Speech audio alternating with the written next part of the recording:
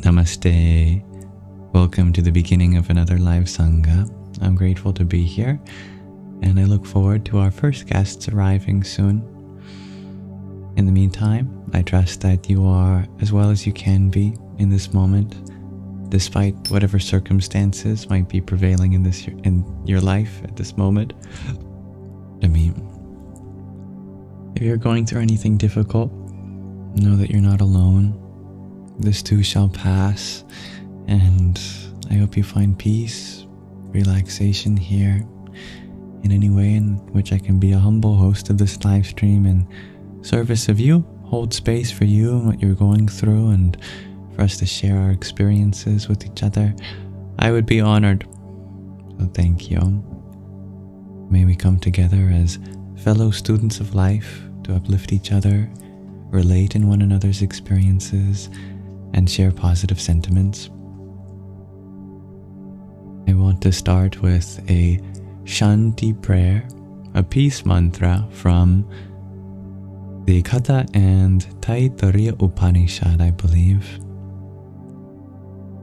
Om Sahana Bhavatu Sahanao Bhunaktu Sahaviryam Karva Vahai Tejasvani Wait, hold on. Tejas Vinavadhitamastu ma vidvisha vahai. Om Shanti Shanti Shanti. Om. May the Divine protect us both together. May the Divine nourish us both together. May our study be vigorous and effective, and may we not mutually dispute or hate any. Om. May there be peace in us. May there be peace in our environment, and may there be peace in the forces that act on us. Still learning how to memorize that. Welcome. Namaste, Bubbles. Welcome, Kyle. Yogurt or cottage cheese? Those are two very different dairy products, aren't they? I think the times that I'd prefer to eat yogurt would be in a very different context than the times that I would prefer to eat cottage cheese. I could tell you that if I was going to eat a spoonful of cottage cheese and it was yogurt, I'd be very surprised. And if I was going to get a spoonful of yogurt and I tasted cottage cheese, I'd also be very surprised.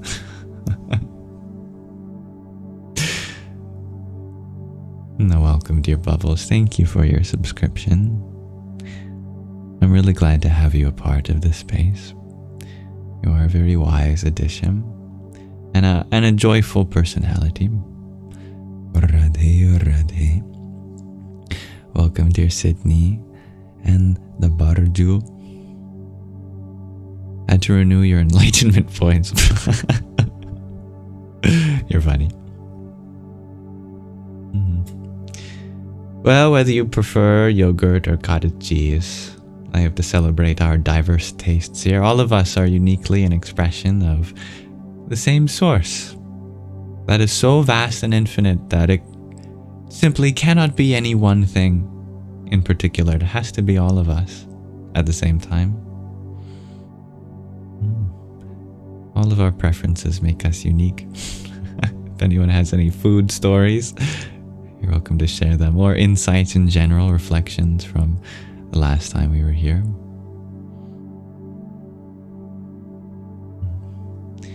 Good night, dear Mooney. Thank you. Dear Busto, you're wondering if I can name a symbol on the Soviet flag? Well, of course. Stars, hammers, and sickles. I think that's all of them, aren't they? A symbol of the workforce. The idea to give power to the laborers of the society. They are so important. Thank you, dear Anna, for your rose.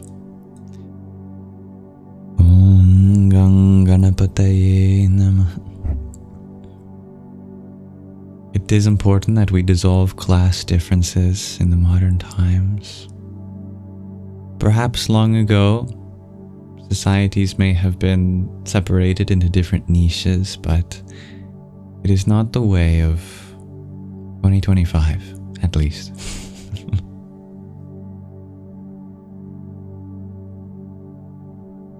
Dear Bia, you're wondering about thoughts on narcissism.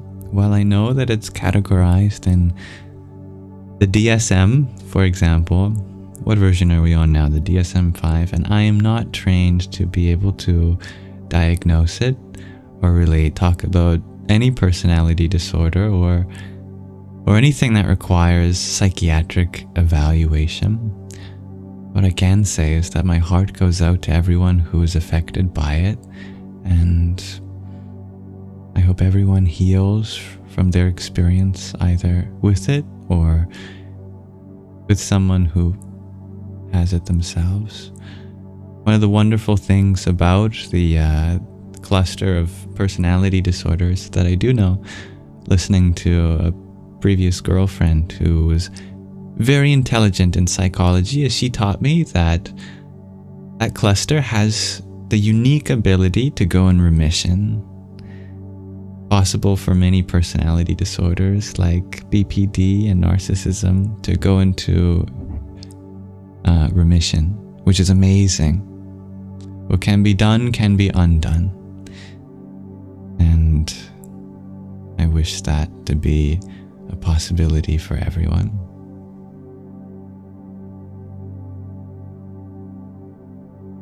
Hello, dear G. Welcome, dear Nanda.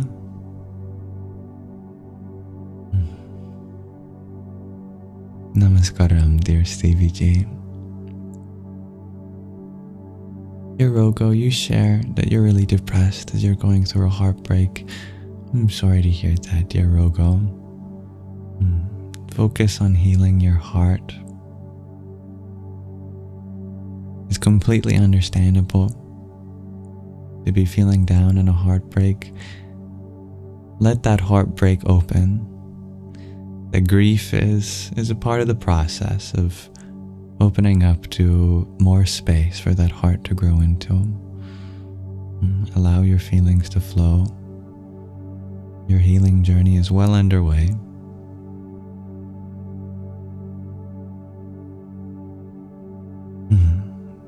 Thank you for sharing that, dear Letty. If I'm pronouncing your name right, Lady. I'm glad you find calm here. Jai Sita Ram. You've had several aha moments, dear Jen. I love those moments. Those are the best. Radhe or Radhe, dear Magdalene Rain Priya Ji. Greetings, Gunlord. Thank you for sending love from Divine Source to everyone's heart space. Dear Snuffleupagus. Oh, of course, dear Anna. But I don't consider this a job. Pick something you love and you never have to work a day in your life. I'm very grateful for the moments that we share here, dear Stevie G. There's a lot of love flowing tonight that I see so far. Thank you for that, everyone. It's very, very nice to see. There's a lot of growth and healing happening.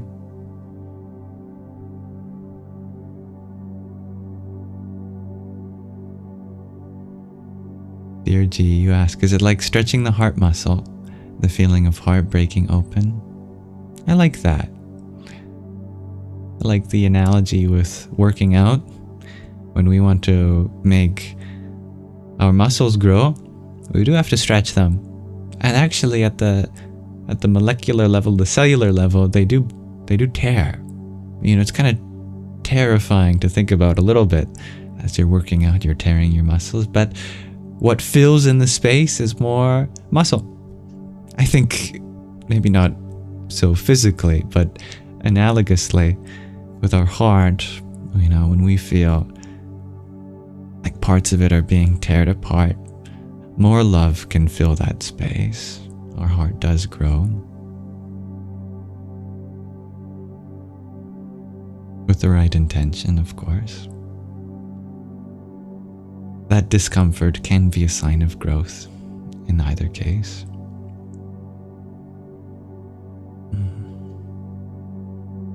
Our vulnerability is our openness, and truly that's our greatest strength. We should embrace that transformative process. Thank you, dear Anna, for another trio of roses. Ram, Ram.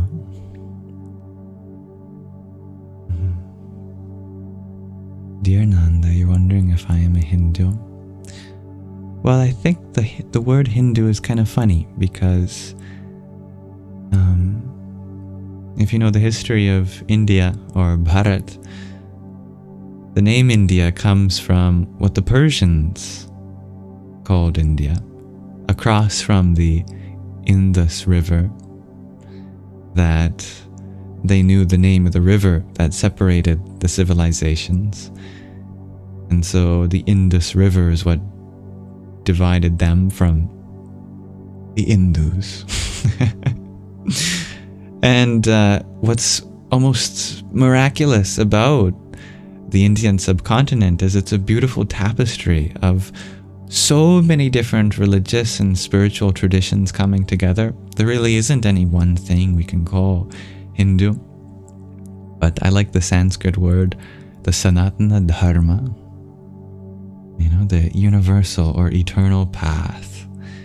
I like that. If anything, it speaks for all the world's traditions. They all have a place. Whether you're Christian, whether you're Buddhist, whether you're Jain, whether you're Sikh, whether you're Muslim, whatever.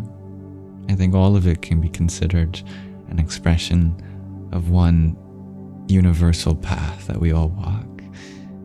And I'm happy to be a part of that together.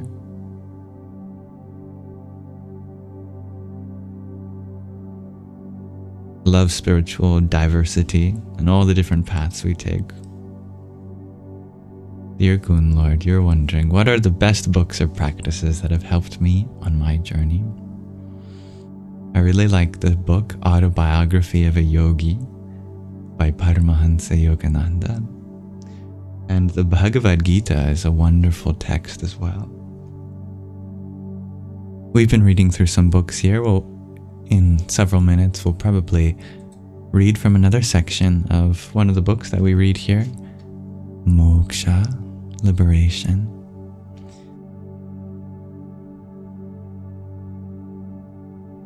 Welcome, dear Sky Guardian G.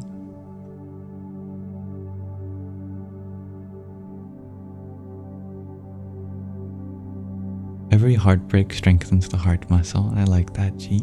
And good night, dear Chloe. Nighty night, Nanda. Welcome, Akasha. I'm glad you have hope for your children, dear Hybergen. Yeah. No matter how much of a nuisance I was as a child, and believe me, I was. I'm so grateful to have adults in my life that still believed in me and had hope for me, and I think I turned out a lot better than what would have been the case if I continued down some of the paths that I did when I was a child. Oh, I was a ruffian, that's for sure. But yeah, the heartbreaks we have, they foster resilience. So important for us to have supportive adults in the life of children. Dear Nanda, you yourself are devoted to Narayana. I'm so happy to hear that. Om Narayanaya Vidmahe Vasudevaya Dhimahi Tanno Vishnu Prachodayat.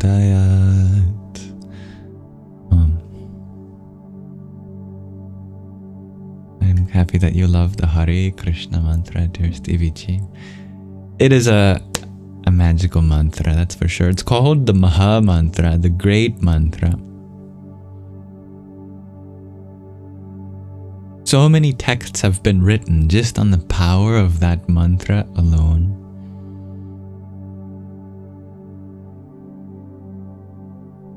Hello, dear Ryan.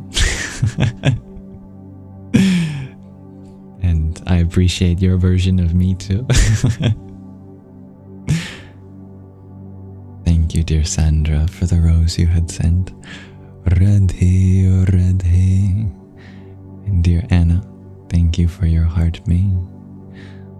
Om Namo Bhagavate Vasudevaya. And dear David's mom, thank you for your 32 team bracelets. Om Kringalikaye Namah. Dear David's mom, you share that your heart is aching with loss and mistakes you've made and impending doom. I'm sorry to hear that. I wish for your heart to be full of love and peace, and I'm sure that if you look deep enough, you'll find that. Even during these hard times, nothing is truly lost from our consciousness. Everything that we experience, it may appear to go, but it really returns back to us in different ways. Naturally, we might feel a sense of the world falling apart sometimes, and that's okay. Sometimes our worldview does have to rearrange itself, and that means taking it apart and putting it back together again in another way. But I acknowledge your heart's pain. I wish for you much love and peace.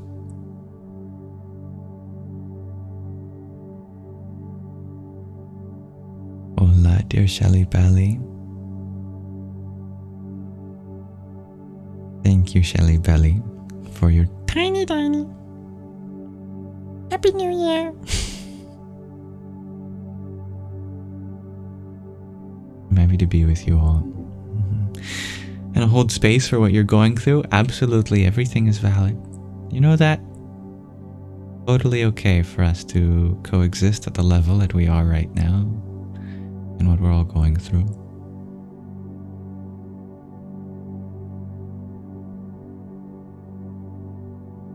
Things often get worse before they get better.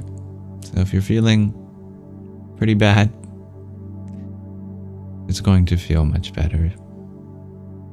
And it's already in the process of getting better. All this change is just transformation, evolution. There's enough space for all our feelings and what we're going through here. Welcome, Nicholas.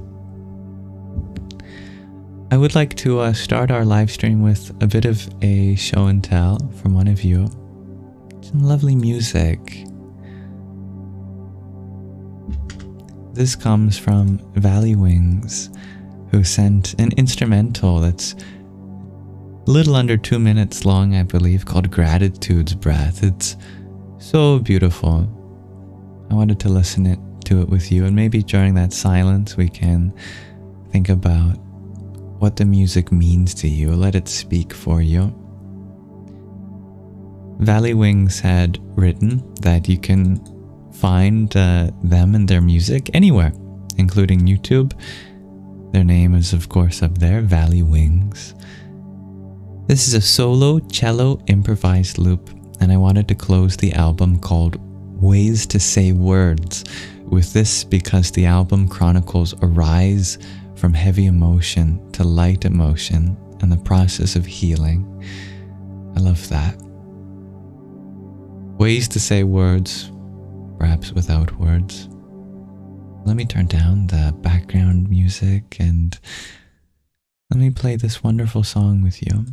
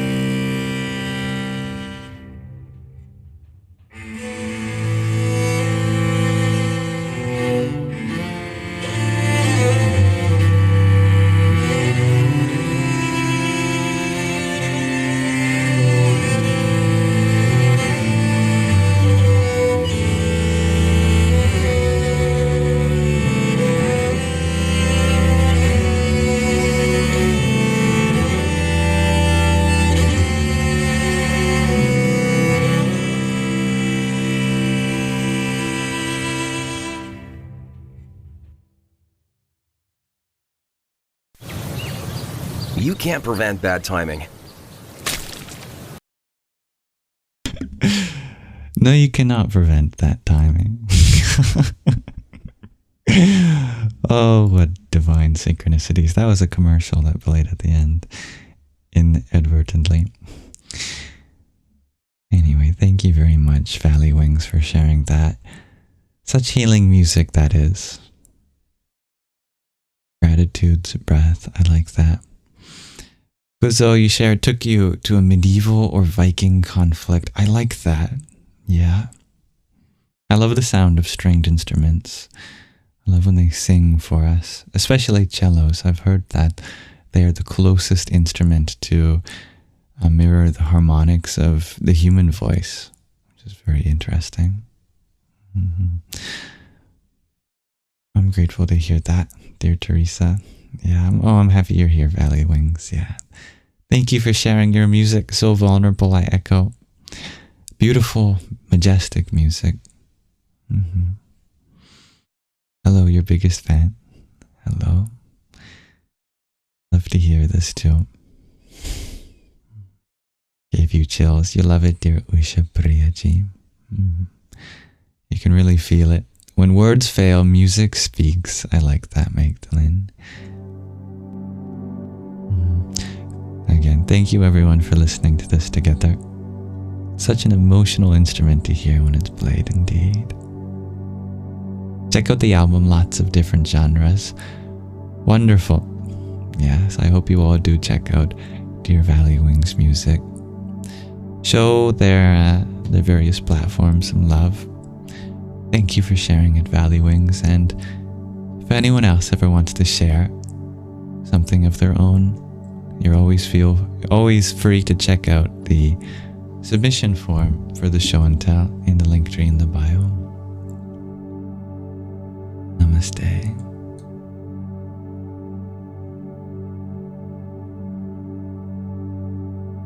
Welcome everyone that joined while we were listening to that.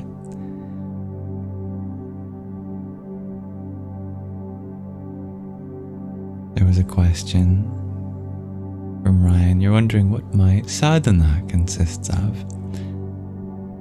My sadhana, my spiritual practice is very simple, really. I try to make each part of my day into a sadhana. When I wake up, I do a little prayer. It's one of the most important parts of my day is that morning prayer. Count things I'm grateful for and invite certain things into my day. And pray for certain people in my life, all the people in my life, in fact, including you. I like to do mantras all throughout my day. Big fan of mantra yoga, the power of chanting, sound, mystical syllables. And a huge part of my sadhana is doing this, showing up every day, trying to be as authentic and vulnerable as I can and learning from each mistake. And I learned so much from all of you here. Truly, I feel like this is my digital download. So much comes to me during the space that we hold here that I'm grateful for, and it wouldn't be possible without you. And I reflect on things that we share, and when I'm in need of something deeper, I'll meditate. But that's about it. I try to engage in karma yoga, bhakti yoga, and jnana yoga. The yoga of action, selfless service. I hope to be of service to you. Bhakti yoga, the yoga of loving devotion. I hope to bring love to every part of the divine, inclusive of all parts of my life. And jnana yoga, the yoga of knowledge. I hope to learn from every part, every experience. Study scripture. Search my experiences for things like that. But you can always find me chanting a mantra. They really connect us profoundly. And just our own authenticity inspires growth in the world around us. So many different forms of yoga coming together to span our day. Thank you, Valley Wings, for your paper crane and hanging lights. It's funny that you give me a gift after the gift that was listening to your music. Thank you for that. If anything, I feel the need to give back to you, but thank you. Om Namo Bhagavate Rudraya. Your name is Raven, by the way. Oh, that's right. You did put your name in the show and tell. What a beautiful name, Raven. Wings to fly. Dear Kuzo, you ask, do I have a day job or am I full-time guru? Well, neither. I don't consider this my job, nor do I consider myself a teacher. I consider myself a student, just like you, a very passionate student at the very most.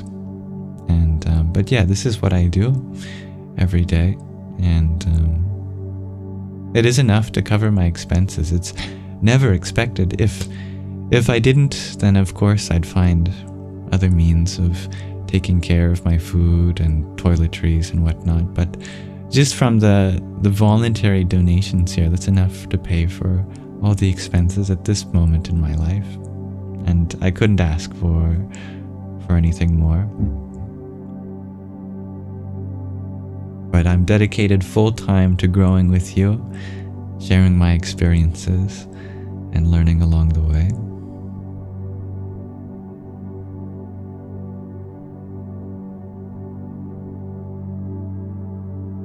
I learned so much from all of you. If anything, I feel like you are all my guru. Just in many forms simultaneously.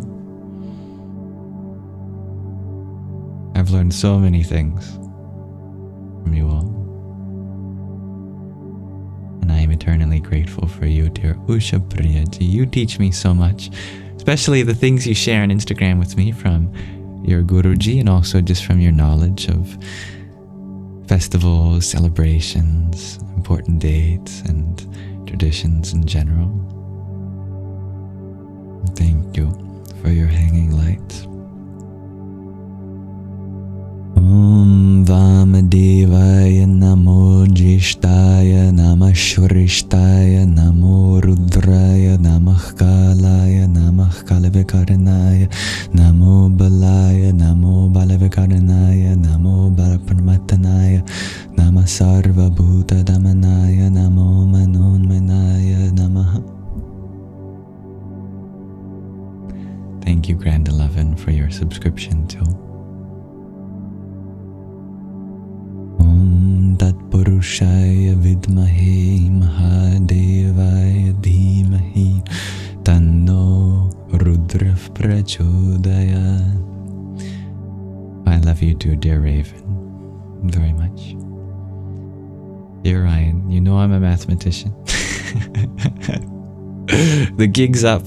What does the Mandelbrot and the fractal universe show me about reality?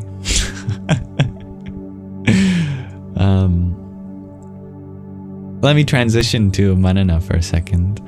Ooh, new transition. Let me pull up the blackboard for a second. I will tell you everything there is to know about the Mandelbrot. Or, sorry, everything that you need to know to create the Mandelbrot.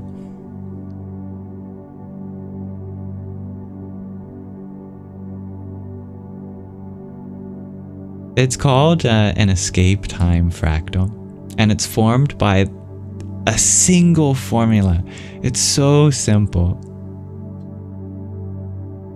Z maps onto Z squared plus C. That's the entirety of the Mandelbrot. Of course, C is a complex number. It's an element of the complex plane, which means that C is going to be of the form of a real number plus an imaginary number. And you start off with Z initialized to 0. And then for every point in the complex plane, you pick that C and you apply this formula, Z squared plus C. And that becomes your new Z. And you keep applying this again and again, and different things happen.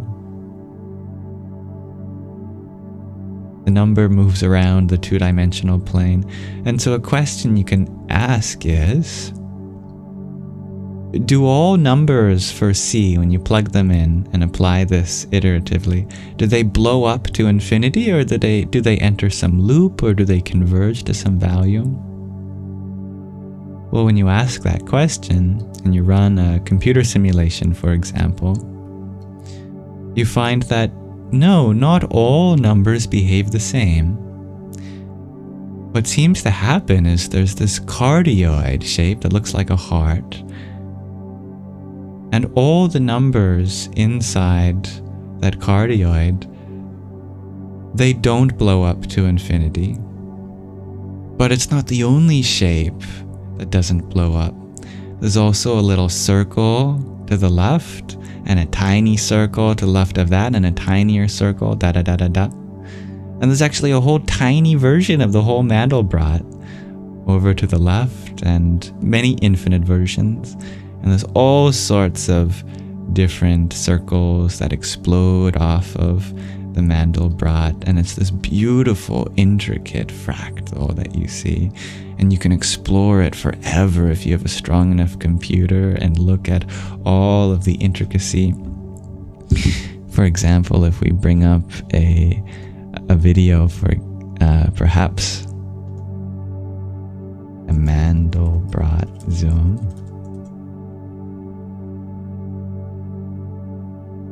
I can show you what this looks like in more detail rather than just my diagram of it on your screen.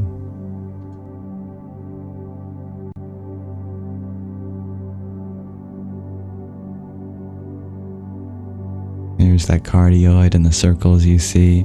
All of the black areas, when you apply that simple equation to it, Z squared plus C, all the black areas, they don't blow up, but all the colored areas, they do. And they're colored correspondingly to how quickly they blow up to infinity. And this is a shape that is not like a circle or a square or a pentagon. It's a shape that has infinite detail. You could never fully describe it. And look at that. You just happen to find an entire copy of the Mandelbrot inside the Mandelbrot. Looks like the Buddha meditating or something. And that's called Seahorse Valley, by the way. There's names for all the different places you can explore. This is called Seahorse Valley because it looks like a bunch of seahorses. And you can really get lost exploring this forever, especially if you have a powerful enough computer to do this. And here we have actually a Julia fractal.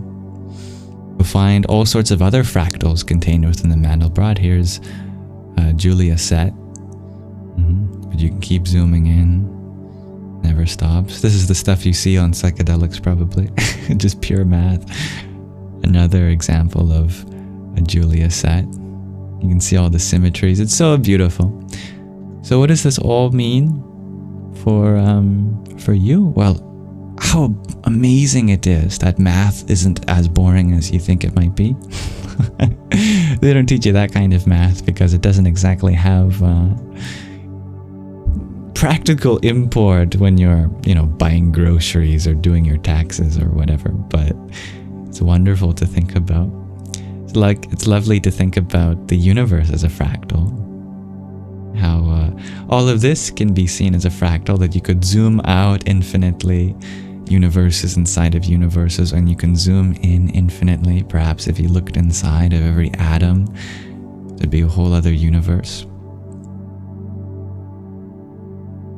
And there's nothing really separate about any part of the Mandelbrot fractal. It's actually an open question whether all parts are connected or not.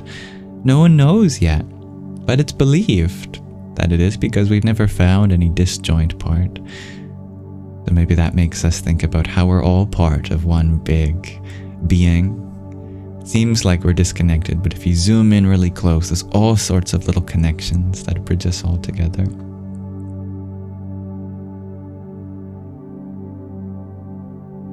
Those are some of the things that I think of when I think about fractals like that. Ryan, you saw the Mandelbrot with a mudra putting pressure on your eyes. Oh yeah, you can simulate the Mandelbrot. By putting pressure on your eyes, you see all sorts of fractals like that. Yeah. But be careful, be gentle to your eyes. I'm so happy to hear that you feel full of love, dear Stevie G. Thank you, dear Joan, for the finger heart that you had sent. Om Ram Bhairvai Namo Namah.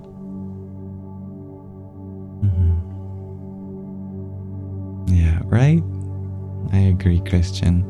Why do I hear everyone say, do this, do that? Man, just be. I concur.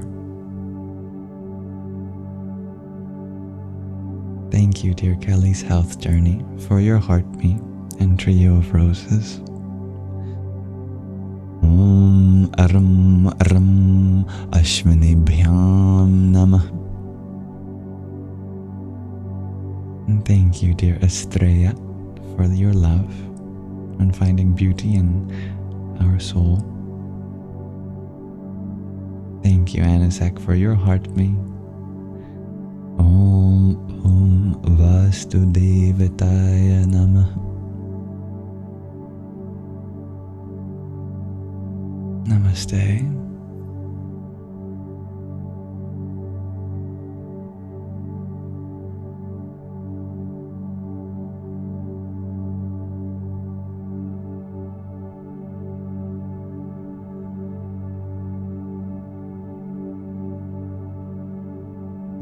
No, I haven't touched anything on that server, dear Sky Guardian G. Sounds like it's just learning from the ways in which you fooled it before. You fool me once, shame on you. Fool me twice, shame on me.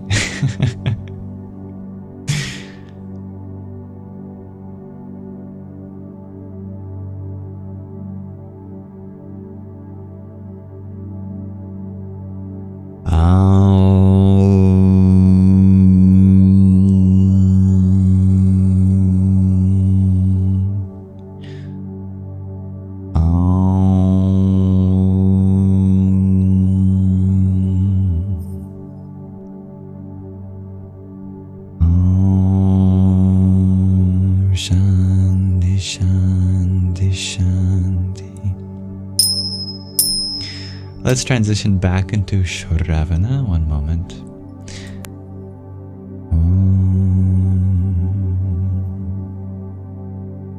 I'd love to read from the next part of our book, Moksha, Liberation, a wonderful novel by Tara Lamont.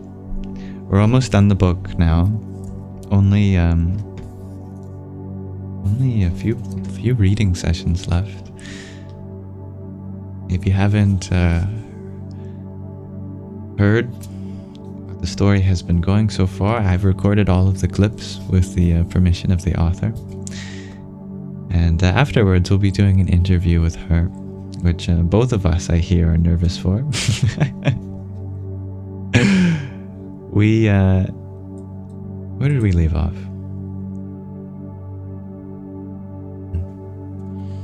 We're beginning the 17th chapter today. May this reading relax your mind and awaken your heart.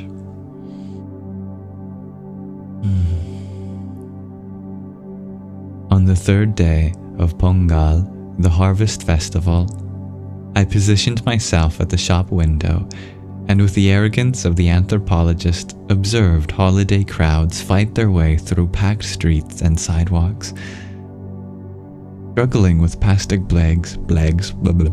plastic bags stuffed with food packets, sweet boxes, and gifts. Doorways of houses, huts, shanties, and shops, including, Home Depot. The bookstore I'm working at were adorned with strings of mango leaves and garlands of marigolds. On doorsteps, ingenious, intricate patterns based on a grid of dots, columns, were skillfully outlined in rice flour, then filled in with colored powders, the whole representing happiness, wealth, and the cosmos. The overall air of celebration was in part due to the grand opening of the Gerhardt Green Industrial Park that year. A blessing from the gods, an ebullient, new word for me, chief minister proclaimed at the ribbon cutting. No one, not even the government, questioned the plant's purpose. All admired the neat metal buildings painted a sober sage green, oozing with pipes and ducts. All agreed that the American-style asphalt parking lots in particular, with their precise white striping and concrete curb stops, symbolized that leap into modernity that they craved.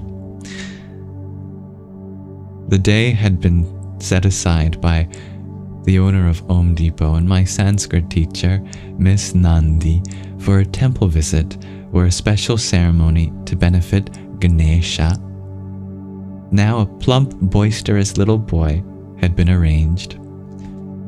He was up at dawn stirring another pot of Pongal, a mess of rice, milk, jaggery, raisins, and nuts, which he had been feeding Ganesha in copious amounts. Well, if she continues like that, Ganesha is really going to turn into an elephant. Have you all had jaggery? It is a delicious form of natural sugar.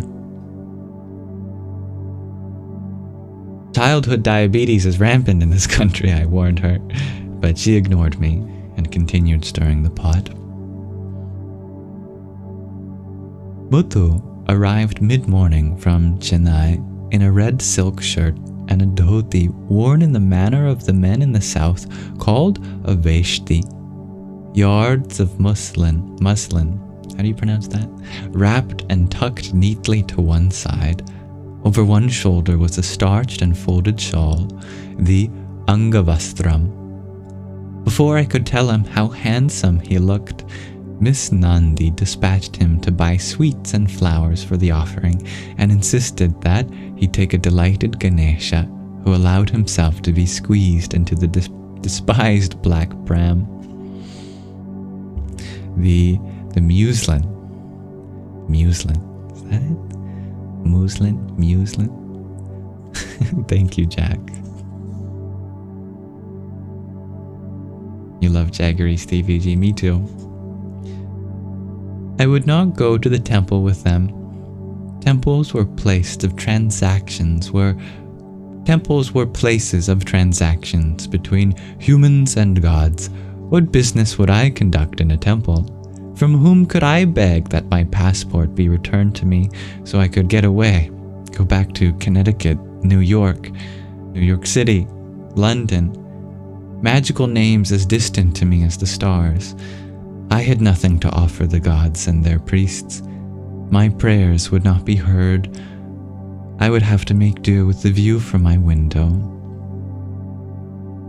For the better part of the previous month, clothing stores, jewelers, sweet shops, and toy stores had been filled with the comings and goings of customers preparing for the 4-day festival. Through shop windows I caught glimpses of shimmering silks and satins spread on a wide platform set on sawhorses. I longed for something glittery and soft to feel against my skin, something that would instantly convert my current sexless beanstalk figure into a recognizable human being, a woman. One day I stepped into Sari Palace. Only to look was my intention. But that morning I had also slipped the fat roll of notes that Hari had thrown at me into my capacious shopping bag. I approached the skeptical salesgirl and asked to be shown a few samples. I peeled off a few notes of large denominations from the roll and named my price range. She flew into action. I fingered one silk sari after another, trying to imagine what Padma might choose for me. I fixed on a peacock blue silk as light as a feather, with a red and gold border. The tailor, in a hot windowless room at the rear, sewed the matching blouse within the hour. I asked him to stitch the pleats into the sari so I could slip it on like a dress, similar in construction to the fateful red sari of Pepe's Mad Goddess. The tailor shook his head in disapproval. The fabric was too fine, the flow would not be attractive. But at my insistence, he gave in and took on my unreasonable demands as a challenge. The final product was beautifully subtle and involved hidden zippers. I tried it on and glanced at his speckled mirror, afraid of the apparition I had become. I was an apparition of a Persian princess from the Arabian Nights. Arabian Nights. My skin was deeply tanned, and my hair had gone dark with a strand of blonde peering through here and there. Only my startling blue eyes remained unchanged. The tailor once again shook his head. He was proud of his work, but some part of him probably viewed his creation as sacrilege, a violation of sacred tradition, where the draping and undraping of a sari were in themselves ritualistic acts. My next stop was the world of gold, where, after 20 minutes of humorous bickering with the shopkeeper, I purchased a fine gold filigree necklace embedded with semi-precious stones, a pair of dangling earrings, and 2 bracelets. I spent my last paisa on a pair of gold sandals and a set of bindis for the forehead. Fully sated, I hid my loot in my cubicle, knowing that there would not be any occasion for me to wear any of it. I continued with my vicarious enjoyment of the parade passing by without the annoyance of having to be a part of it. The small boy with his coconut spread out on the busy sidewalk, always in danger of getting kicked aside, was ready for business. Then came the man on his skateboard, blocking the path of a plump woman in a showy red silk sari, her hair adorned with flowers, a large red dot on her forehead. In one hand was a basket of flowers, in the other a red plastic handbag. She clung to her handbag and made a valiant effort to get around the man. Finally, on the threat of his curses, she handed him a note. He grabbed it, winked at me, and wheeled away to trap his next customer. Curses and boons, Sid has noted during one of our talks, were forgotten weapons in most places and reserved for fairy tales, but not here. Were forgotten weapons in most places reserved for fairy tales, but not here. Pardon me. Where was Sid? I wondered. Earlier, I had used some of the cash from Hari to purchase a phone card and had placed a call to the ashram up in the mountains, but they had no news. Sid Saab came and went as he pleased, they said. Had Gerhard's men found him? I wondered. I scanned the crowd trying to spot Muthu and Ganesha, when suddenly there was Sid, head and shoulders above those around him, and determinedly making his way to our door. I jumped up. It was time. It was finally time. He was coming for me. He would take me away, keep me safe, love me. I wanted to rush into the street to make sure it was him, but I needed to get dressed properly. I stood frozen with indecision when the door was flung open, and there he was, framed against the glare of the street. Like Muthu, he was dressed for the festival in a mustard raw silk shirt and an off-white veshti with a gold border. There were markings of ash and red powder on his forehead. Over one shoulder was the matching Angavastram. Miss Nandi came out of her room. She had changed into a jazzy maroon and black checkered silk sari with a very wide solid gold border. Sid spoke to her rapidly in Tamil, which I should have understood, but at this crucial moment was unable to make out a single word. Just then, Muthu arrived, dragging the pram with a disgruntled Ganesha who was obscured by sweet boxes and flower garlands on his lap and all around him. Sid lifted Ganesha and handed him to me. "Hurry, get dressed. Him too. We need to look like a family on our way to a temple." Miss Nandi cast a guilty glance in my direction. She knew I had no proper clothes and seemed about to offer to lend me something, but I took Ganesha firmly by the arm and disappeared into my cubicle. In minutes we emerged beautifully resplendent. The three stared at us in wonder. I had slipped on my peacock blue silk sari, piled on the jewelry, tied my hair in a bun at the back, and pasted a decorative bindi on my forehead. I reached for a strand of thick jasmine from the pram and pinned it to my hair. Ganesha squirmed unhappily in a brocaded gold jacket and yellow silk pantaloons purchased for the occasion. I snatched the silver box containing red powder from the altar. "If we are to be a family, even a fake one," I said, "you'll have to do the honors." "We must hurry," Sid said impatiently.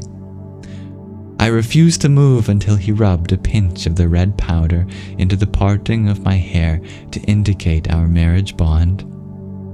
Miss Nandi and Muthu gaped at my impudence.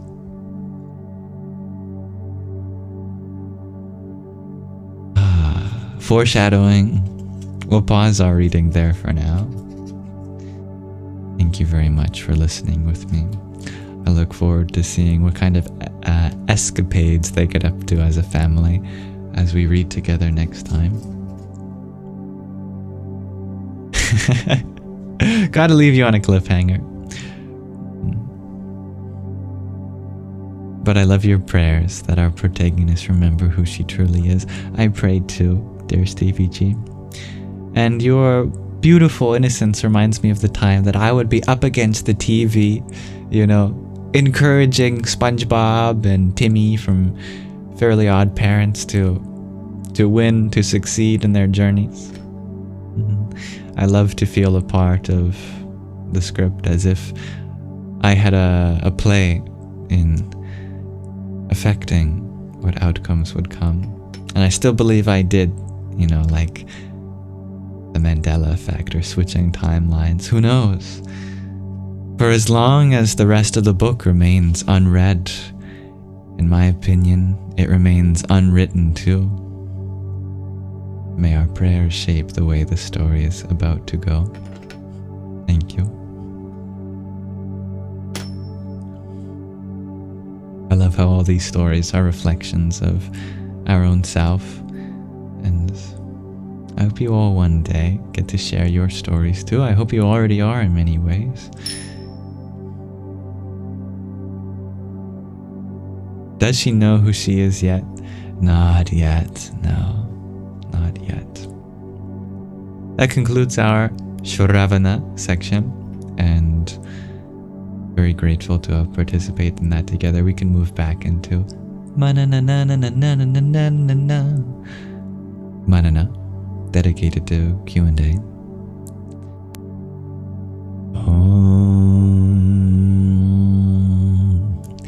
Good evening, dear Strawberry Star Bunny, dear Priya G.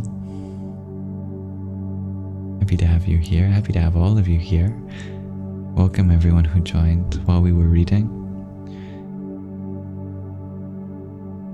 Best wishes to you all. If you ever have anything to share, I know a lot of you like to watch in silence. That's perfectly valid. But if you ever want to share how you're feeling, I'd love to know what kind of space to hold for you. Happy New Year, dear Strawberry Star Bunny. Sometimes you're doing stuff while you listen. I love that for you. Yeah. Everyone is welcome to use this live stream in any way that hopefully adds to their life in some way.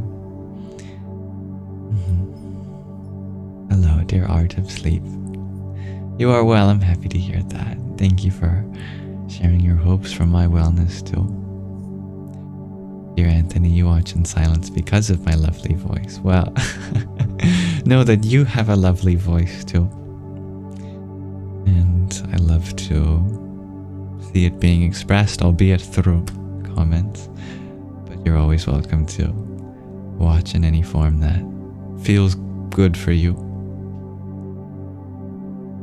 But we can turn our attention to anything specific in our hearts and minds. I leave this space open to explore anything.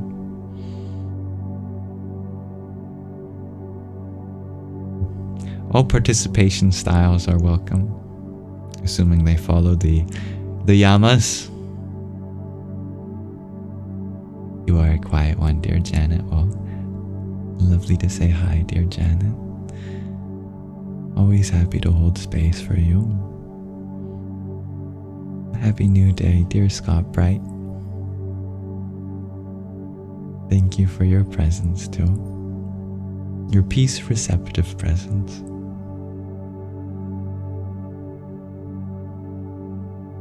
Your G, you share the typing in chat means that your words will be read in my voice. That is true. Unless you want me to use a different voice. Typing in chat means your words will be read in this voice sometimes.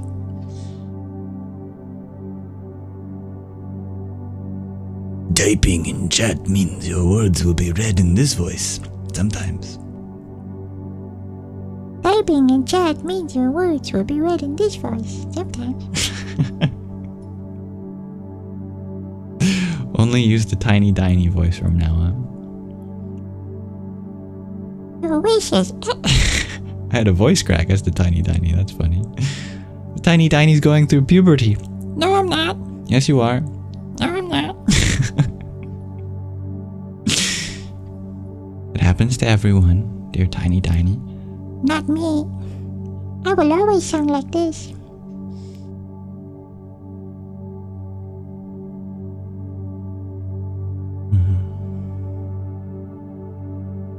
R2D2.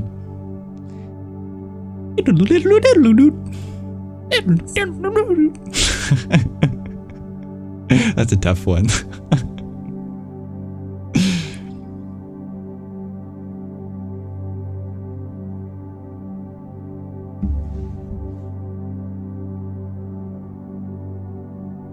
Speak in Jedi voice. Well, there's many Jedi. Hello there. I am Obi-Wan Kenobi.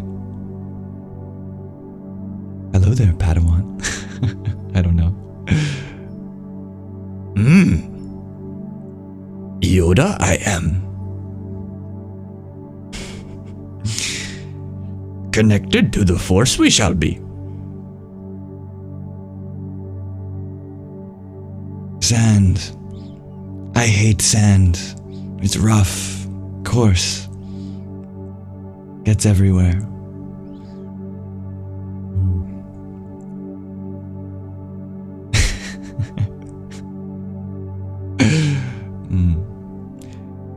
Dear Ryan, you share something that just came to mind is that you should stop avoiding that which you are avoiding.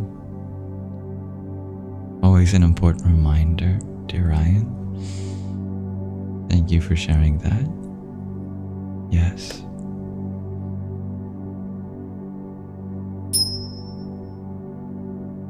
I have to thank my father for his many impressions growing up. Speak like Stitch from Lilo and Stitch. I actually recently rewatched Lilo and Stitch. What's the word for family in Hawaiian? Moana? Is that it? to know the word before I can do a stitch. Mohana. Mohana means family. We are family? Ohana. Is that it? Ohana.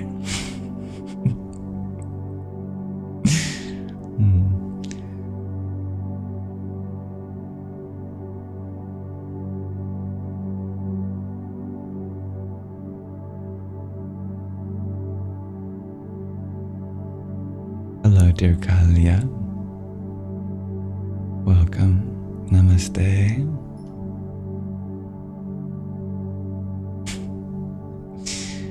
Thank you, dear Hybrid Jen, for your trio of finger hearts.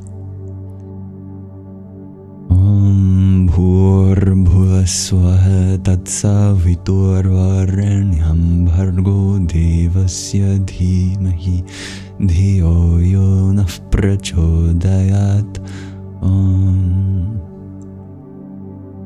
What does Wally sound like? Eva. Eva. Isn't that all he said? What does he say? Practically the only thing he says the whole movie.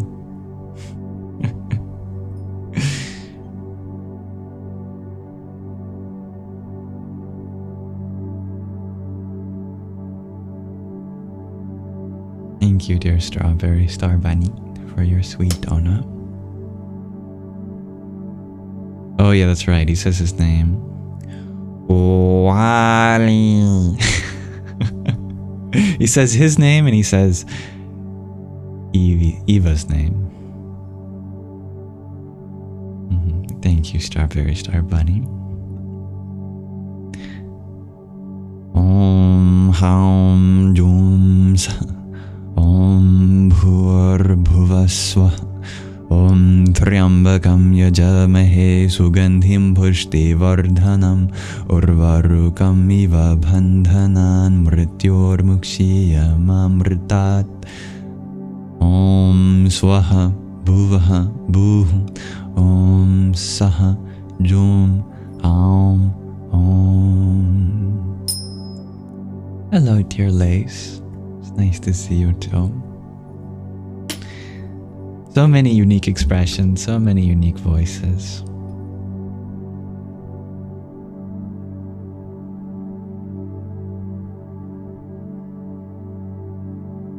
Dear Hybrid Jen, you share that movie is your oldest and youngest child's favorite, Wally. I love that movie. I want to watch it again soon. Thank you for reminding me. Thank you for checking in, dear Kalya. Happy New Year's to you. Thank you. I am well. How are you?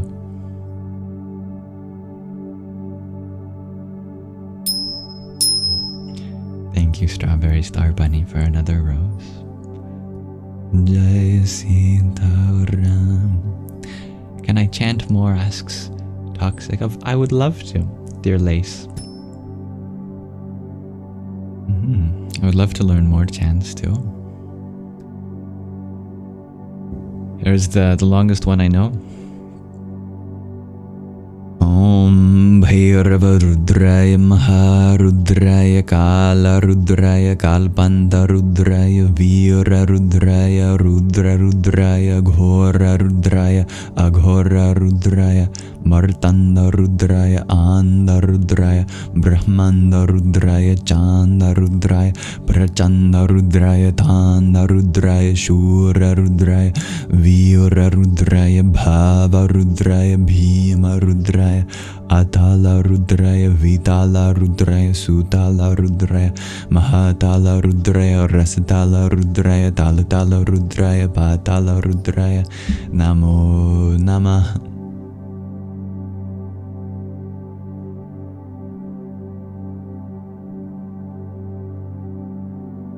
You're good, dear Kalya. You've had a turbulent end to the year, so you're looking forward to this one. The winds of change are upon us.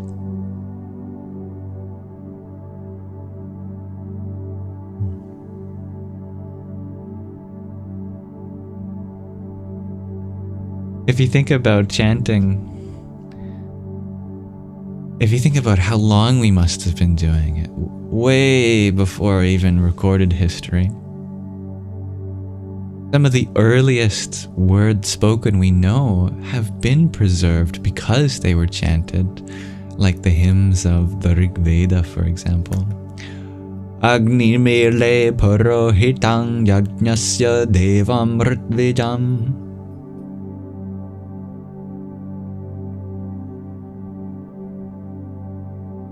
It is said that humans discovered fire like hundreds of thousands of years ago, and I imagine even around the first fires we were chanting.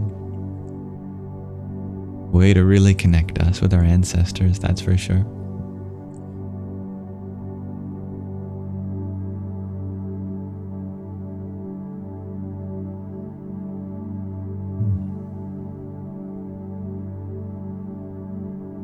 So lovely to honor the ancient chants and their power to connect us. There's something special about knowing that a certain set of sounds was chanted thousands of years ago and still to this day.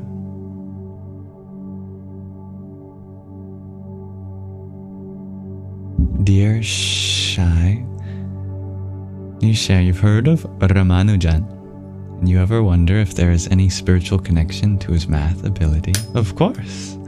Spoken from his own words, he said that an equation means nothing to me unless it represents some expression of God. Isn't that beautiful? Unless it expresses some aspect of God. I forget the exact words. Maybe I can look them up for you quickly.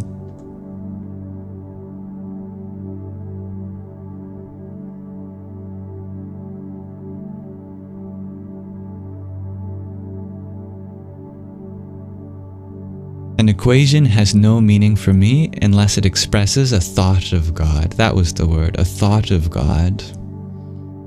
Isn't that beautiful? Yeah, he did attribute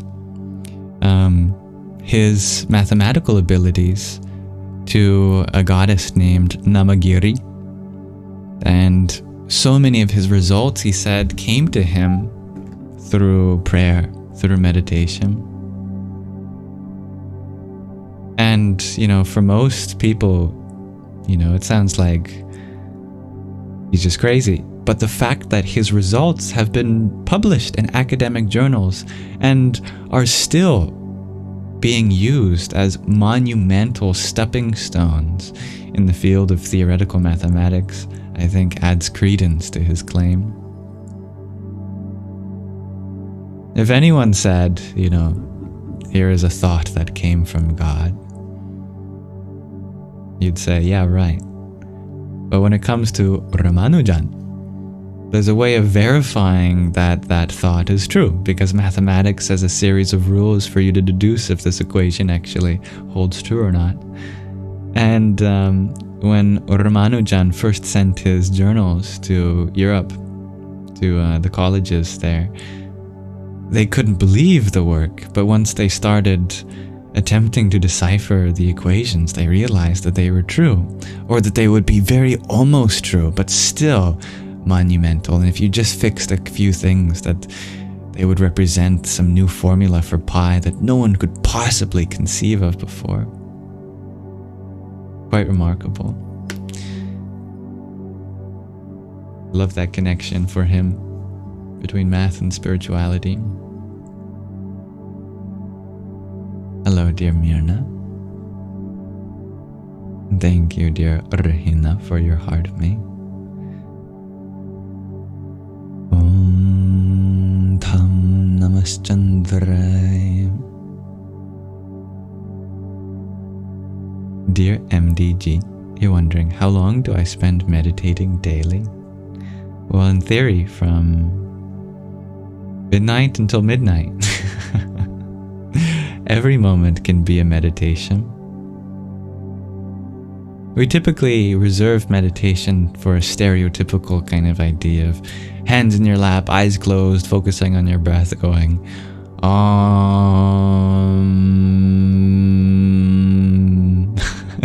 But even this moment can be a meditation, and I strive to make every moment meditative. So as far as actually sitting down, cross-legged, chanting some mantra, focusing on my breath, it's very small.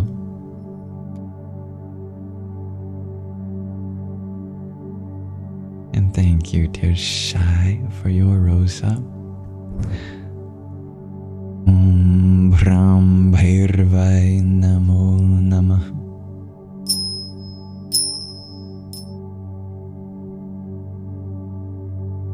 Of course, I resonate very deeply with Ramanujan's story. It's funny, for Ramanujan, spirituality brought him to math. But for me, it was the reverse. Math brought me to spirituality. And so Ramanujan and I met in the middle.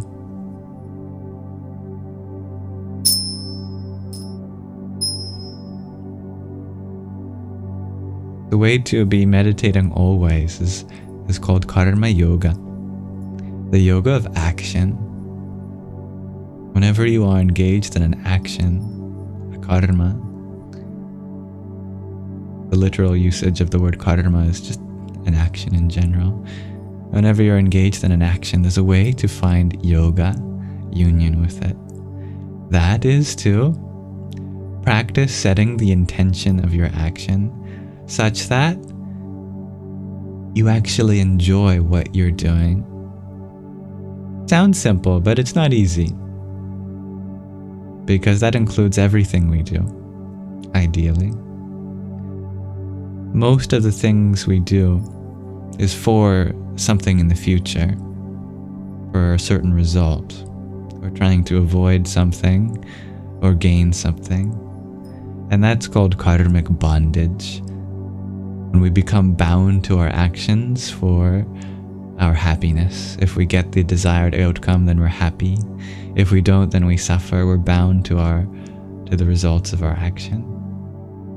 But if we can free up the intention to be something that finds fulfillment in the action itself, that I'm washing dishes not because I need to have a clean kitchen later, but because right now it helps me improve my discipline and makes me feel good about contributing to the household, then even in the act, there is a kind of meditativeness that follows there. You feel one with the process in that moment. Karma yoga. Good evening, dear water wind. Presence. Yeah. You're so right, dear G. It's just presence. If we're doing something for some other future point in time or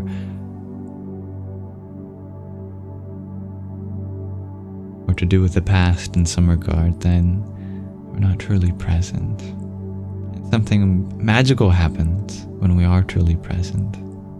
When everything that we do is for the moment itself. It feels wonderful. Wonderful to be truly present. Automatically.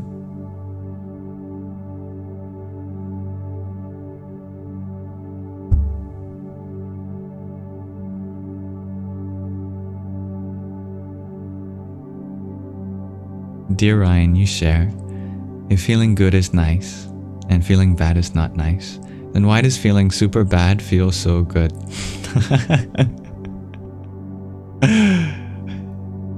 I like that. Feels good to be bad sometimes, right? The words good and bad, they can mean so many different things.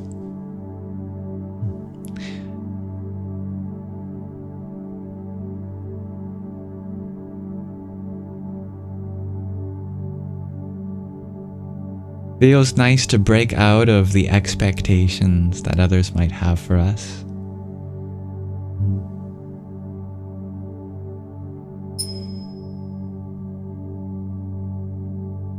good to feel bad sometimes, shares Mirna. Many ways in which these words can make sense in different contexts. All feelings are valid ultimately. John Simon Ritchie, thank you for your heart, me and Gigi. Om Kham Jahnavyay Namah.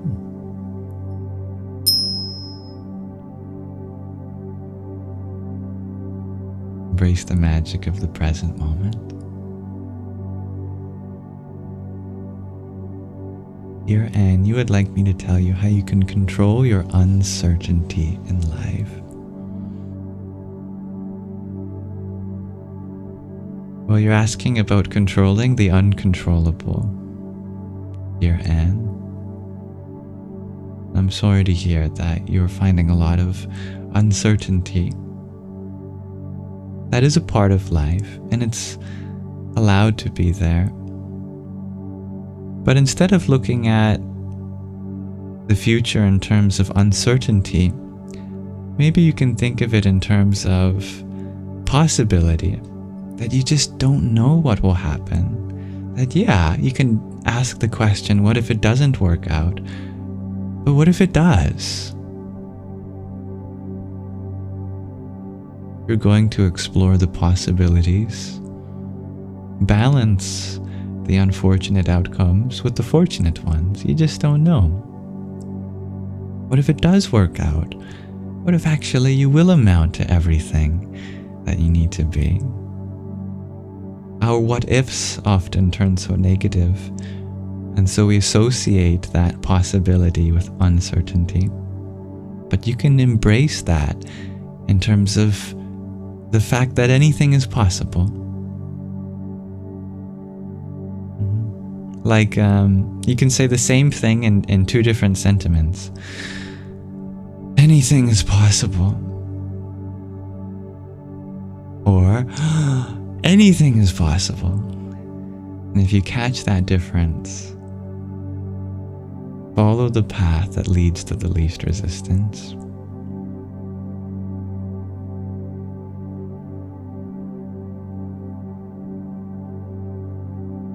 I'm happy to hear that you enjoyed my physics videos, dear Colorado. Physics is a wonderful exploration of our existence.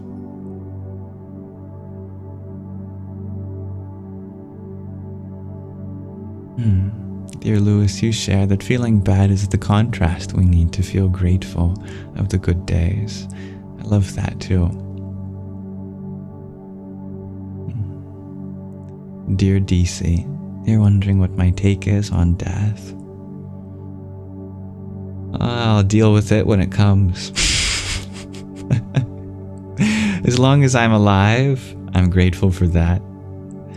And I shouldn't let the fear of death take me away from all the things that I want to do now.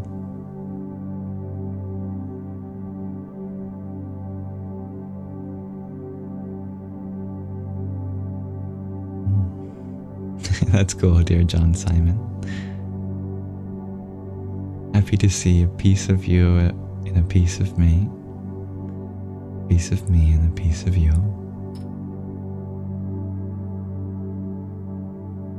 Thank you, dear Kev, for your pair of roses. A pair of flowers, in fact.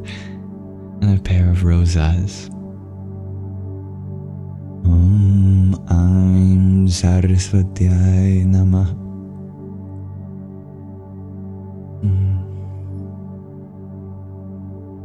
Of course, dear Anne.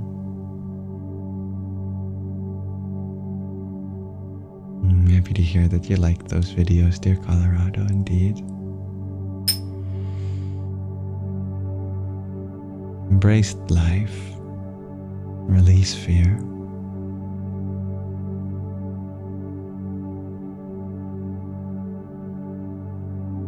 Dear Ryan, you're wondering, what's the last thing I did that I feel shame over?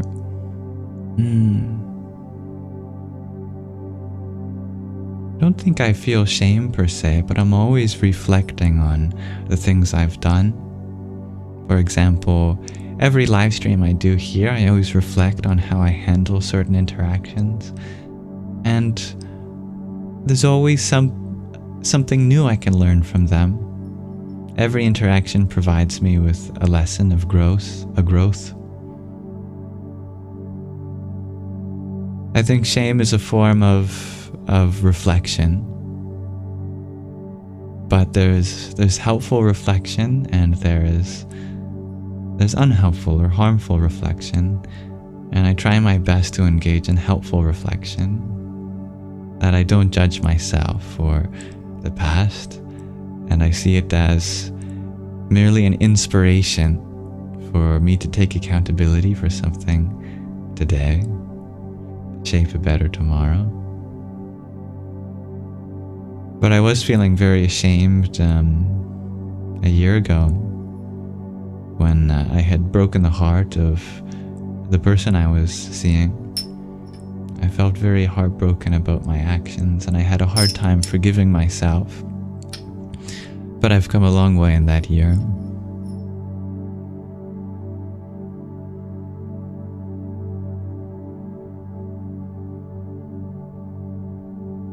Thank you, dear Juhan. I'm happy you see wholesomeness, beauty, and articulation in my interactions. I'm always looking for ways in which I can be more of all of those things. Thank you, dear Jake. And thank you, dear Colorado, for your quintet of roses. Om Pram Hanumate Namaha.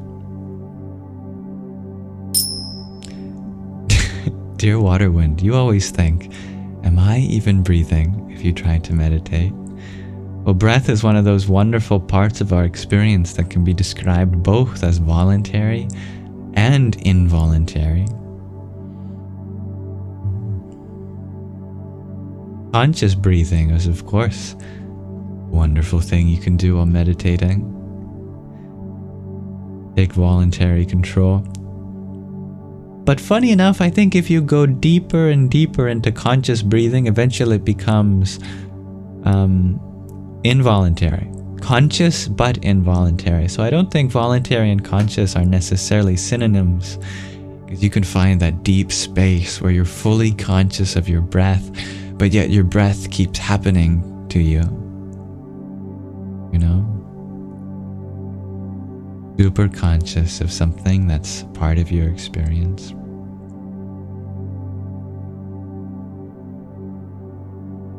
Our breath can be a guide into letting go of doership.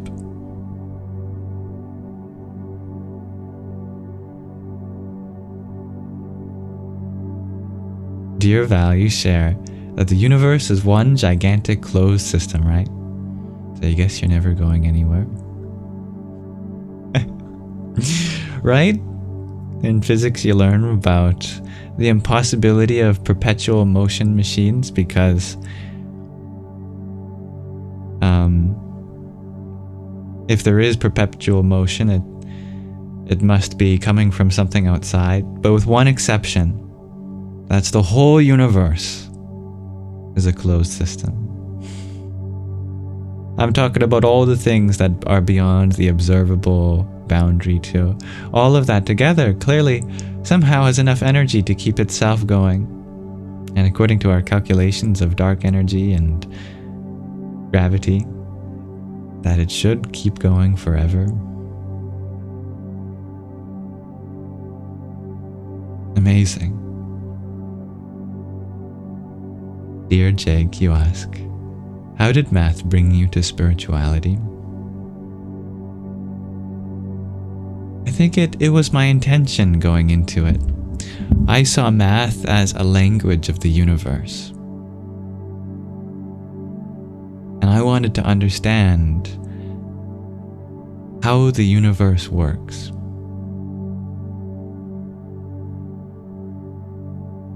And so I saw physics, for example, as a means of understanding how the universe works.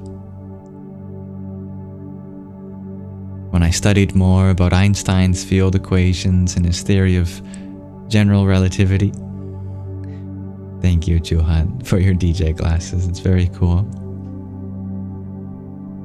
Om Ram Bhairvaya Namo Namah.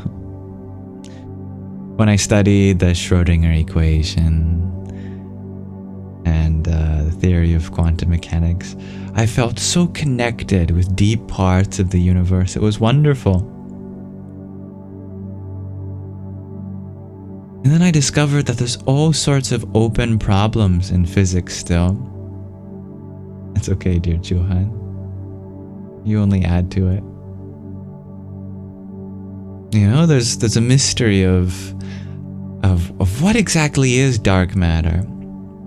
Why is our universe fighting the force of gravity? What is that dark energy that keeps it expanding?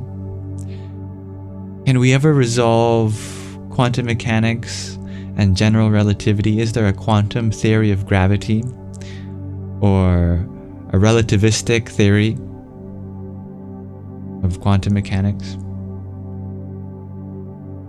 And I was a little disheartened at first because I felt like the answers that I want there to be aren't solved yet. But then I was inspired because maybe I would be one of those people. Perhaps. And indeed, I'm sure that if I put my energies towards solving these problems, I probably could make a breakthrough. If I study hard and do the work and spend a long time thinking about these things. I really wanted to work at the Large Hadron Collider, do some experiments there. But it slowly dawned on me that whatever the answers to a theory of everything would be, because that's what I really wanted to discover, a theory of everything, that it would be in the language of mathematics. You know, we don't know what the equation is that explains all of the phenomena in our universe. We have many equations, but we don't know how to fit them together to explain everything completely. But what's interesting about that to me is that it almost already exists then, because we know it's going to be an equation. It'll have a left side, it'll have a right side, there'll be an equal sign in between, and the left and right side will be made up of formula. So in some sense, we just have yet to discover that in the world of mathematics. It's out there somewhere. You know, it is what is determining the nature of the universe. The universe is running on this equation. We just have to find it. So my search shifted from a physical one to a mathematical one.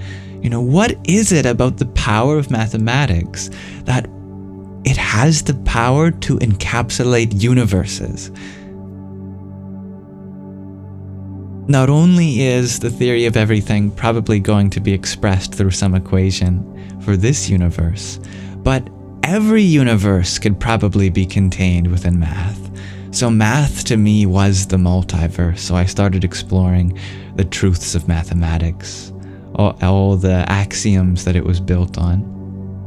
Just like how physics is built on laws, math is built on laws too. So I started studying the laws of mathematics. But then I ran into the same problem. That there's unsolved problems at the heart of mathematics. We don't know all the laws of math. We don't know how to reconcile the axiom of choice or the continuum hypothesis. We don't know how to solve the Riemann hypothesis or other Millennium Prize problems, really deep, fundamental problems in math. So, again, I was a little disheartened. I wanted to understand, you know, the multiverse of mathematics, but we don't have the answers yet. People are still working hard. But then I was inspired because I thought maybe I would be one of those people that would solve in the missing problems of mathematics. And I also agree that if I continued in that, I'm sure I probably could make wonderful discoveries. And I certainly tried. And if I continued studying and working hard, that I could make wonderful contributions to the world of mathematics. then I realized that whatever was going to be the theory of all of mathematics, that it would be found probably in the logic of first-order logic. I'm sure many people know that physics is built on math, but do you know what math is built on? Something called first-order logic. It's not exactly something that's taught in any regard in school unless you go to university. So I'm not exactly sure how to phrase this in a colloquial way. But anyway, eventually studying the laws of first-order logic, I did come across this idea that kind of transcended the whole journey thus far. You know, I was really wrapping my head around the different axioms of mathematics, just kind of like how in physics we're looking for one equation that explains all phenomena, the one law to explain all laws. Currently in modern mathematics there's about 9 or 10 laws, axioms they're called for math. And I was thinking, you know, why that number? Again, it'd be nice to reduce it down, at least to 8 or to 7 or to 6 to 5 to 4 to 3 to 2 to 1, etc. Because, you know, pick any number to explain the nature of reality. What's so special about any particular number? If the entirety of reality itself is going to begin, I feel like, you know, it would begin with a number like 1. There's just one thing that can explain everything. Because if it was any bigger than that, I think it would be weird to me. Why a universe built on 2 or 3 or 4 or 27 or 465? You know, all numbers begin from smaller numbers. I feel like the universe begins in its simplicity too.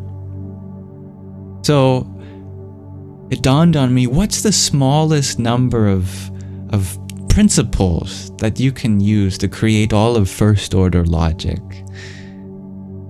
And that goes into a topic called universal logic gates. It turns out there's just one. There's just one logical operation that can fill the role of all other logical operations. You can create anything out of just one logical operation combined in different ways. That logical operation is the negation. That which takes something and turns it into what it's not. Maybe this is a time for a blackboard drawing, dear G. I'll think about it while I'm saying this. See if I can put it into any sort of visual way.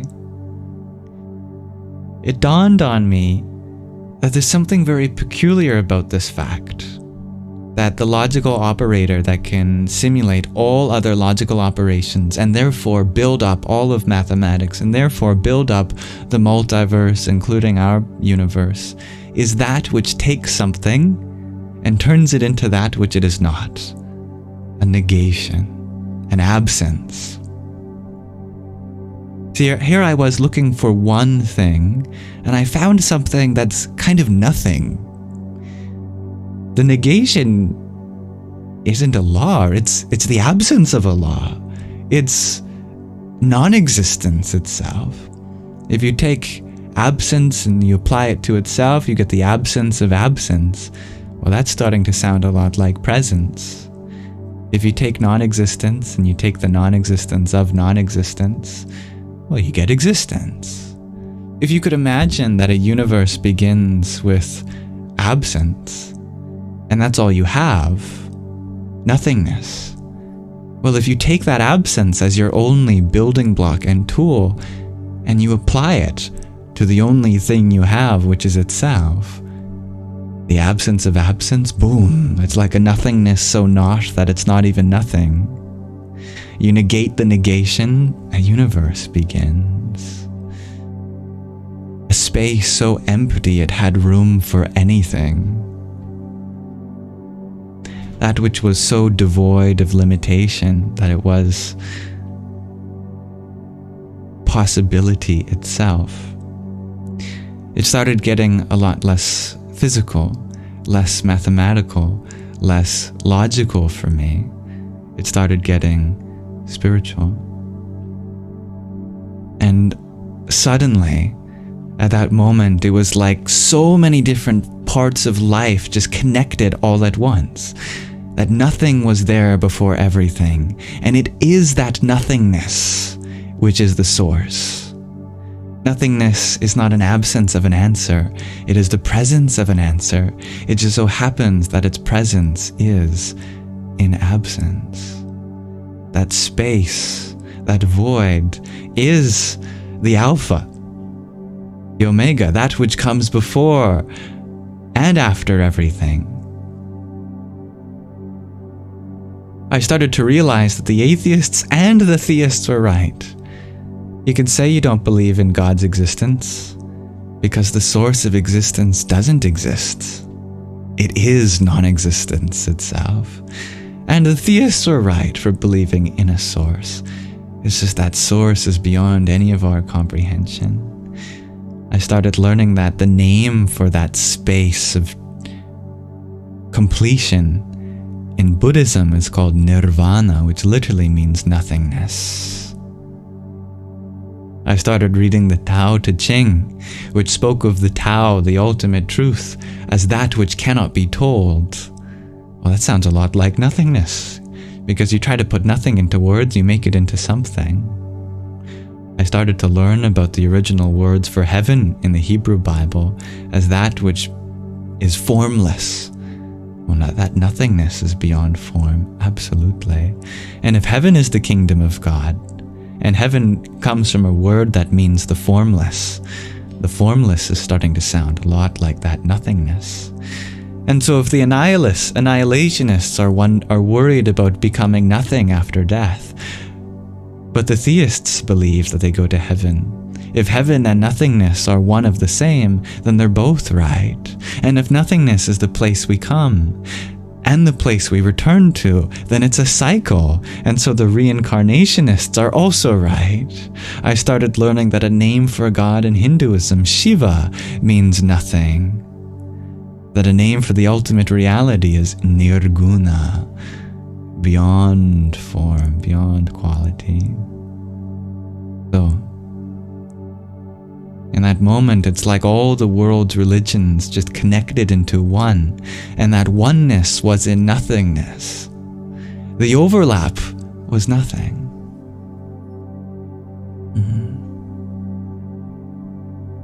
And that nothing is the source, that nothing is the awareness, the space, the absence behind all of our experience.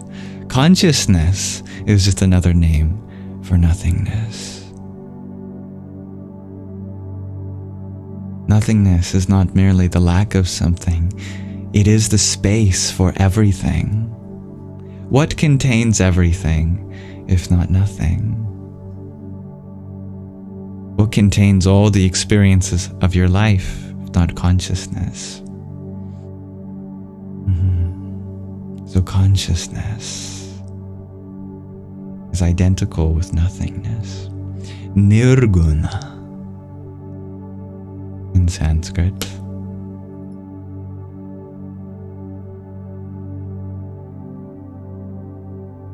So that is the short story, the short version of how mathematics ultimately led me to spirituality. But there's many more parts of that journey that perhaps we can expand on. Thank you, dear Cassie, for your heart meat and quartet of ice cream cones. Om Dum Durgaya Namah.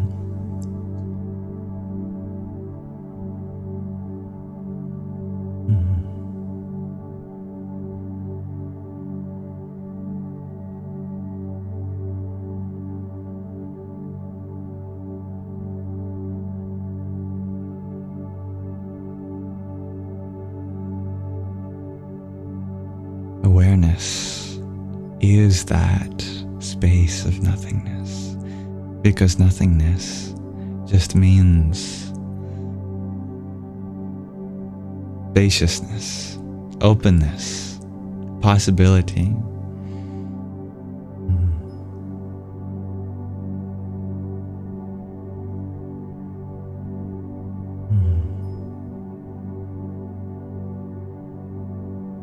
And I think it's important to discern in our vocabulary between the mind and consciousness.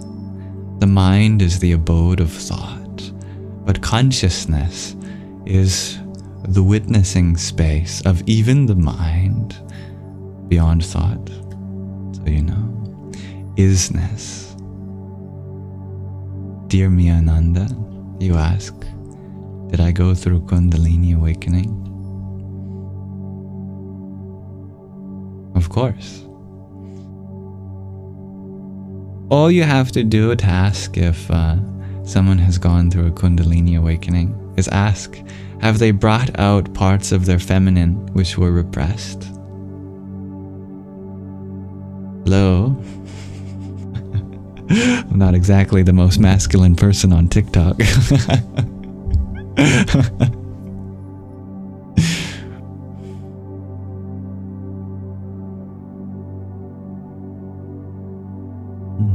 Thank you, dear Stevie G.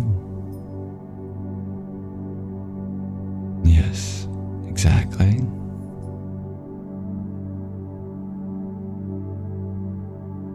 Masculinity and femininity are not enemies, they are the greatest companions of each other that exist within all of us equally.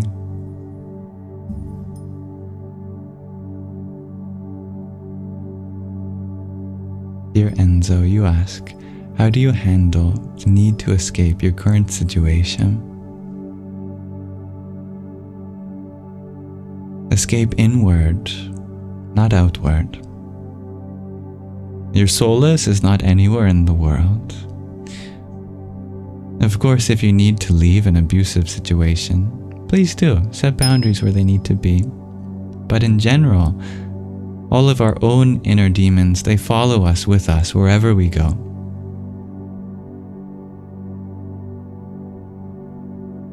Because part of our life is our environment, our outer world, but the whole other half is our inner world.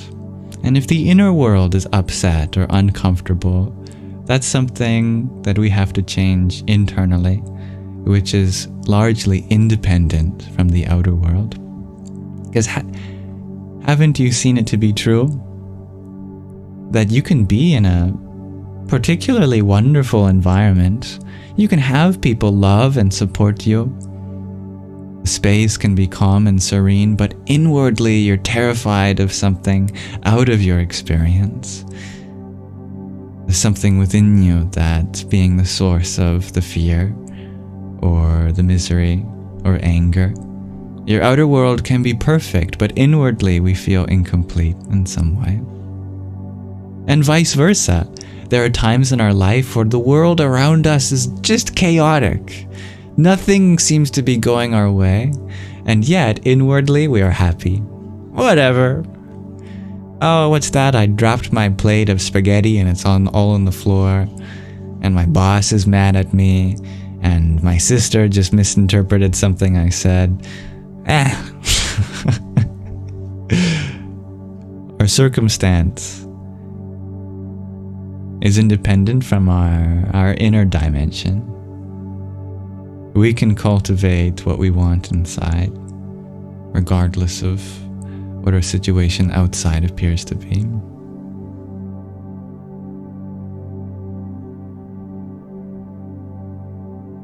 Inner peace always surpasses outer chaos.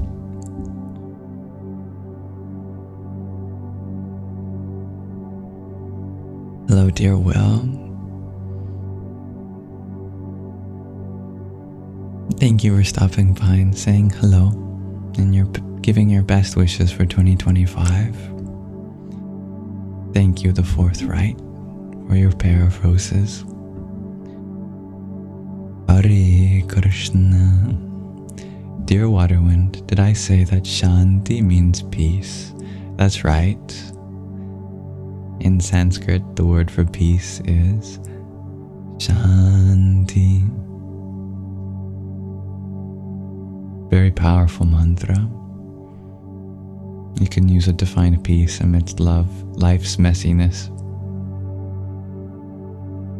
Dear UK history, you ask, is the divine feminine more powerful than the divine masculine, and what are their qualities? So, great question. Difficult to answer because power and qualities are the nature of the divine feminine herself.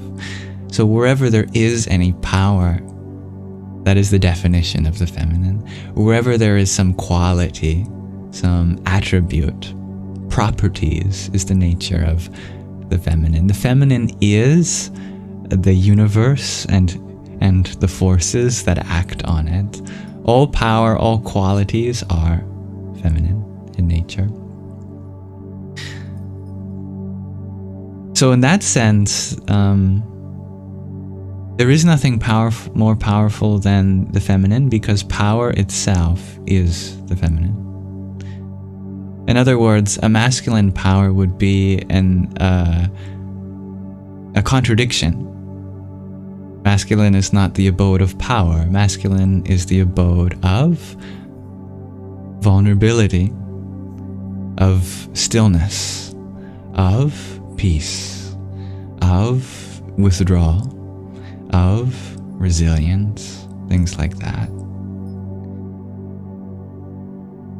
Think of it in terms of space and what fills that space. Space is the divine masculine. What fills that space is the divine feminine.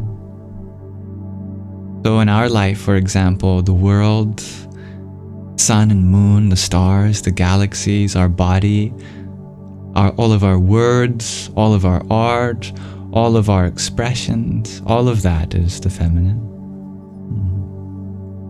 If it's of the world, it's feminine. If it's of the Holy Spirit, then it's the Holy Father, the consciousness, the Purusha, the divine masculine.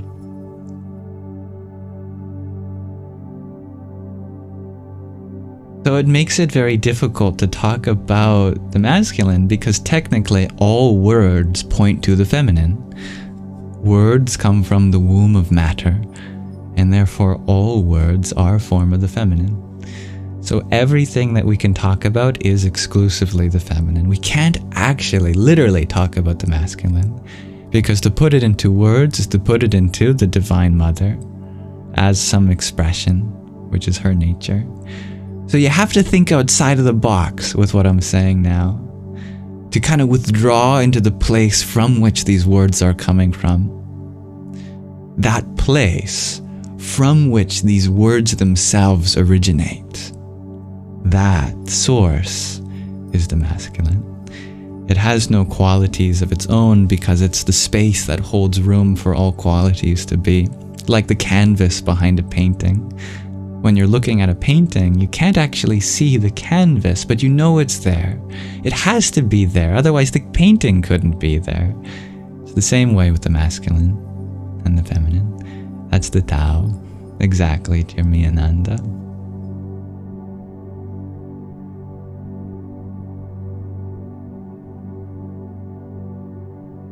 Dear Simkwika, if I can pronounce your name more appropriately, please let me know. You ask,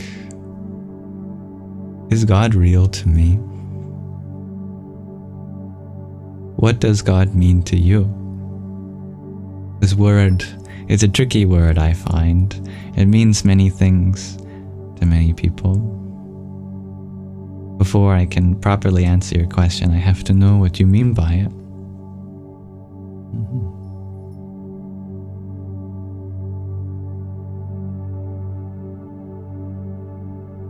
Yes, you got it, dear UK history. The unseen foundation, the silent canvas, the nameless one. Like do I believe he created everything? Well, that's not a belief in my opinion, but a definition. A definition of God is the creator of everything. For example, do you believe that water is the source of wetness? Well, you don't have to.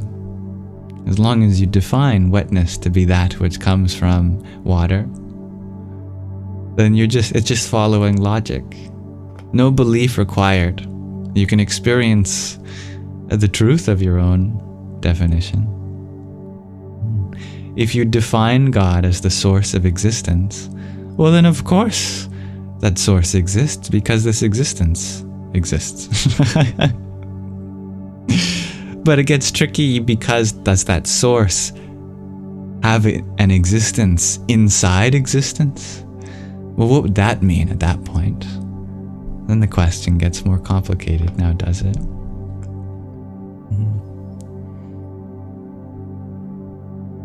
Is oil wet then? Asks Wesley. Good question. Depends on our definition.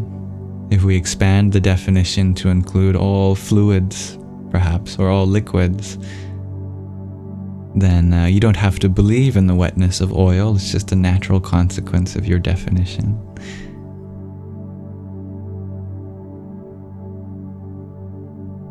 Dear Gunlord, you ask, would the divine masculine be dark matter? What a great question. There are many aspects that we can draw analogies to the masculine, like the fact that it's dark, which means that we can't see it, but it still has energy to it. This is measurable. Anything that has energy is part of the feminine still. Every part of the universe is divine feminine.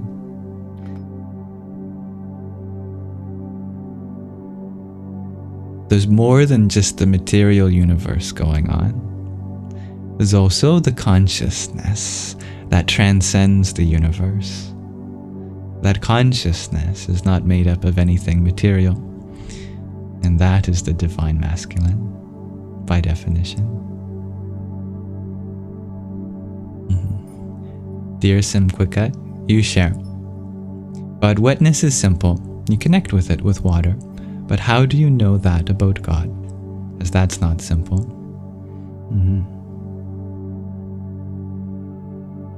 So if we go by the definition of the source of existence, are there parts of this experience where you get to interact with that source? Perhaps it would help to shift your experience from thinking about the source as something that happened long ago, from something that continues to happen in this moment now.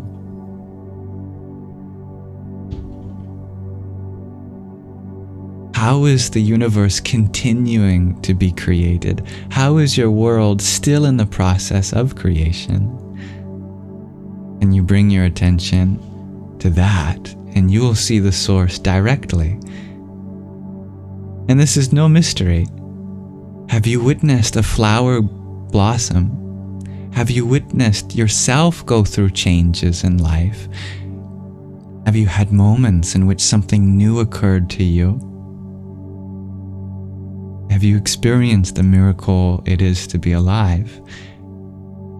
Of childbirth? All of this is creation that is underway, and we are face to face with that source all the time.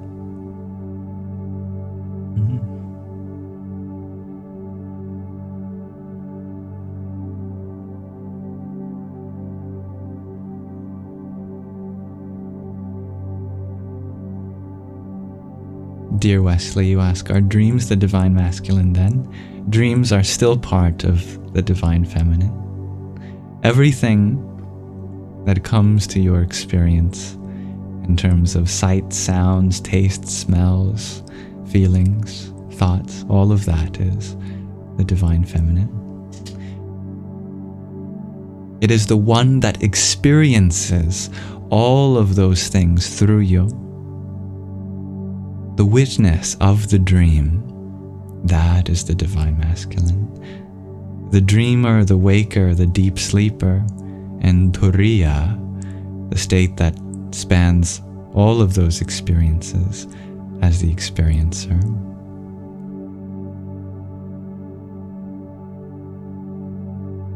Dear Waterwind, you share the masculine is a non-material dimension / being. Exactly.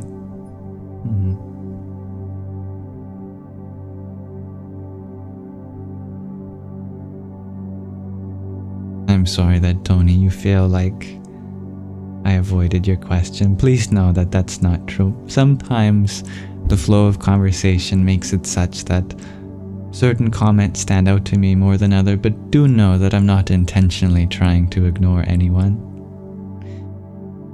There are lots of questions being asked and comments to attend to, and I'm grateful for all of your patience, so thank you for that.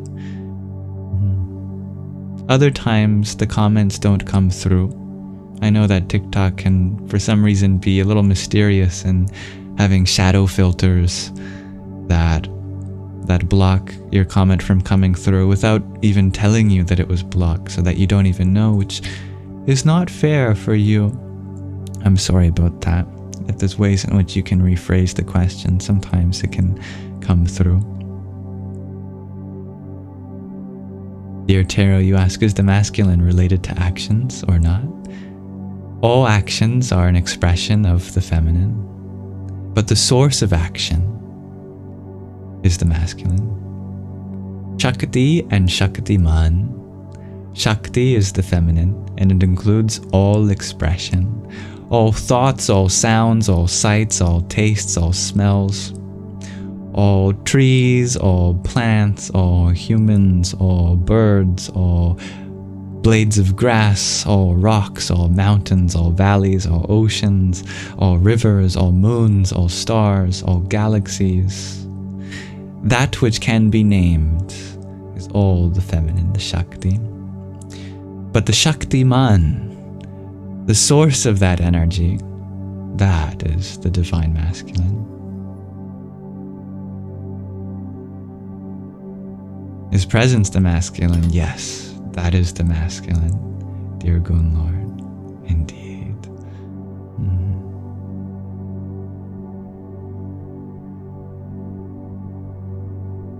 Dear human, you ask, do I know who is Krishna? Bhagavan? Parabrahman? Purushottam? Narayan? Vishnu? Rama?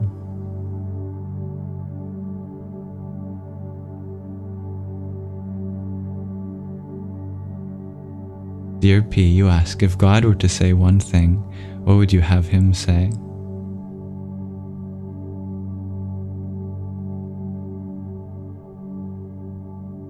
God's favorite word is silent.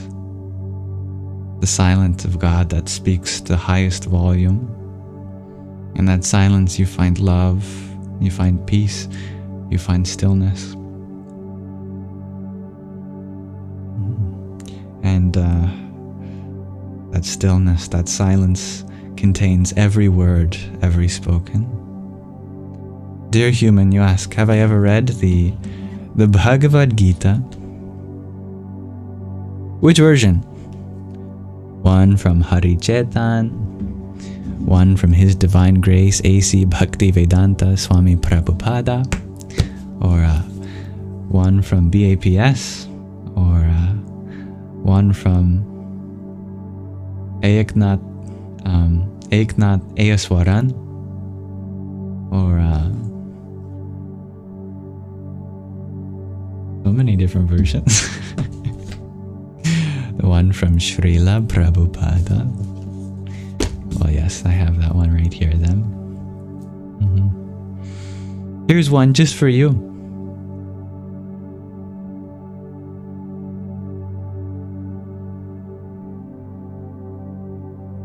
Arjuna uvacha stane hrishikesha tava prakritya jagat prahrshyatyannur rajyate cha rakshamsi bhitani disho dravanti sarve namasyanti cha siddha sangaha.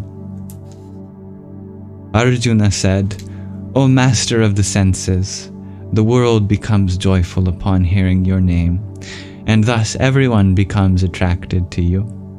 Although the perfected beings offer you their respectful homage, the demons are afraid, and they flee here and there. All this is rightly done."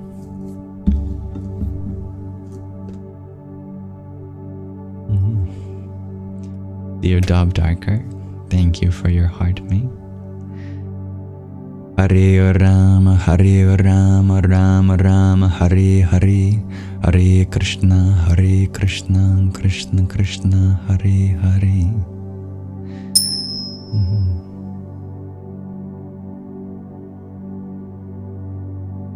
Thank you for being here, dear Goon Lord. Ansuela, you share, when we operate from a place of non-belief, does that affect our relationship to the divine masculine? The divine is not something to believe in, but something to experience. Yeah. If you operate from a place of non-experience, then that's not your fault. You can't choose you can't choose what you don't experience. Yeah. There's a systematic way to come to experience the divine, so it's not a question of belief ever. Someone says they believe, someone says they don't believe, no problem. What matters most is experience. We all have the ability to experience it. Dear Stevie G, so would I say that divine masculine was first and made the feminine? No, not quite. When it comes to any duality, we can see one end as masculine and one as feminine. When it comes to the duality of beginnings and ends, everything begins in the masculine indeed, and results in the feminine. But this does not mean that the feminine was created by the masculine. In fact, you could say that the feminine was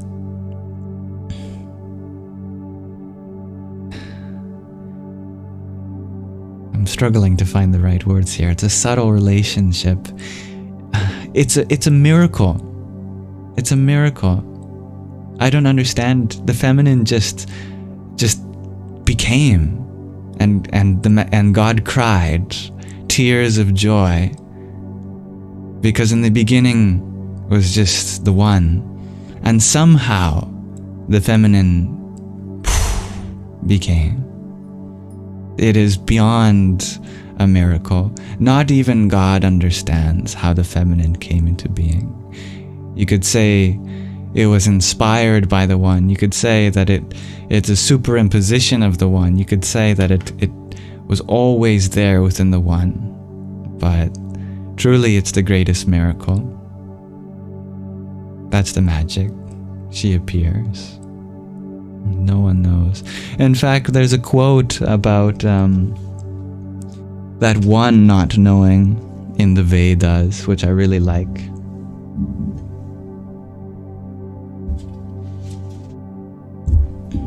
You're very welcome, dear Colorado.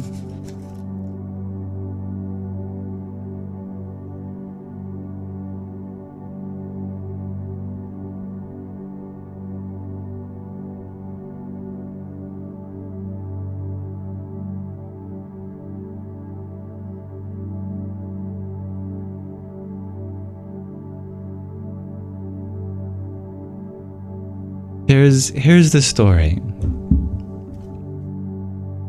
In the beginning, from the Nisadya Sukta, the non-existent was not then, nor was the existent. The earth was not, nor the firmament, nor that which is beyond. When there was nothing then, what could cover what? And in where and in whose care did the waters and the bottomless deep then exist? There was no death nor immortality then. There was no sign of night nor of day. That one breathed without extraneous breath with his own nature. Other than him there was nothing beyond. In the beginning there was darkness, intensified darkness, indistinguishable darkness. All this visible world was reduced to its primordial nature. This primordial world which was enveloped by the all-pervading power of the One, before whom the world of matter is a trifle, became one, that is, came into existence. Through the force of his intense activity and spiritual fervor. In the beginning, the divine will arose, the Shakti, the feminine. This was the first seed of the mind of the Creator. Those who can see beyond by putting their mind and heart together found the binding link of the existent in the non-existent existing in the existent. The rays of the divine will spread across the whole world. They spread below and above. And the result was that small and big organisms bearing seeds were born. The existence of Earth was dependent on the divine will of the Creator. The position of matter was lower than the spirit which acted with the divine will. Who truly knows, and who can declare whence it cometh, and whither it vanisheth? The divine beings who know were born much after creation came into being. Who then knows whence it has come about? Whence this creation has come? Who holds or does not hold? He who is its surveyor in the highest heaven, he alone knoweth. And yet, doth even he know?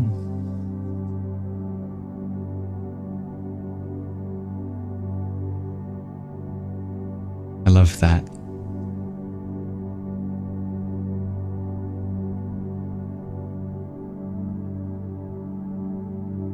All that's really said is that the divine will just arose through intense activity and spiritual fervor. But when and how? Does even the One know? Good night, dear Kim. That is from the Rig Veda, one of the oldest scriptures ever. Thousands of years, even before the Old Testament of the Hebrew Bible. It's the oldest spiritual scriptures that humanity knows of. Of all the world's religions, these ones predate them.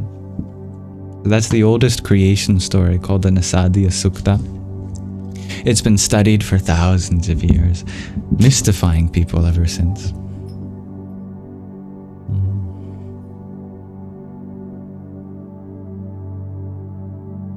I love that, dear Tarot. You share in your Brazilian religion, before the creation, there was the destruction. Eso. Sounds a lot like the Tzimtzum in Judaism. That says, before the Tzum, there is the Tzim. Before the creation, there is the clearing out to make room for that creation. Yeah.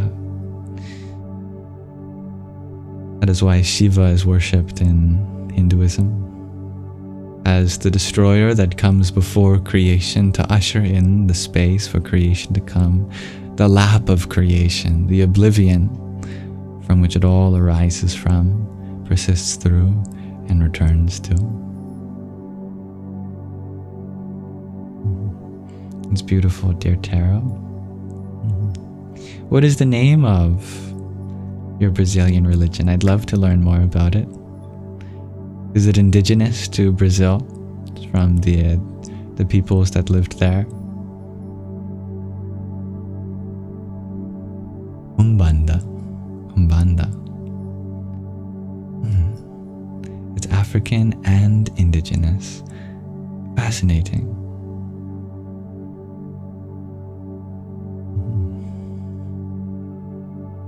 dear human, you share the greatest and best yajna in this age of Kali is the loud chanting of the Maha Mantra, Kirtana, the communal chanting of the Maha Mantra, Sankirtan, and the silent chanting of the Maha Mantra, Japa. Indeed, as spoken from the Kali Santarana Upanishad, when the great Devarshi asks the Creator Brahma, what better way is there to cross this ocean of samsara in this age of Kali? And Brahma replies, there is no greater way in this age than that of chanting the 16 names of Lord Narayana. And anyone can chant it at any time. No, I have not actually read the Srimad Bhagavatam. I've read the first few chapters actually, but not the whole thing. Thank you for reminding me. Hello, dear user 12345667. And hello, dear Nate. I am from Canada. And thank you, ma'am, for the rose you had sent. Om Ganganapataye Namaha.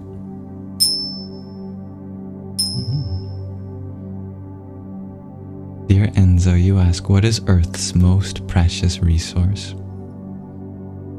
Earth herself. She is us all in our bodies. All of this is just her, isn't it?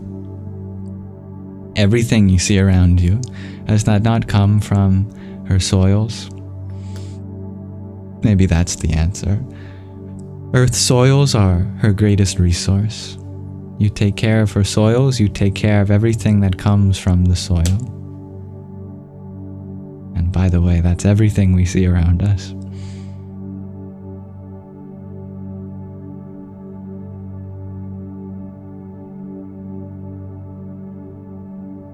We must honor and nurture the earth, for her soil is the foundation of material life, organic life. I like that, Bubbles. Enlightenment is the ego's biggest disappointment. That's funny. Once enlightened, you ask, dear David, is there anything to strive for? Absolutely. Absolutely. Yeah. In fact, so much of life begins in enlightenment rather than end. Many great spiritual teachers say that enlightenment is just the beginning of spirituality. Our true sadhana, our true spiritual practice begins in enlightenment. The most important first step in our spiritual journey. And that's when bhakti really begins, loving devotion.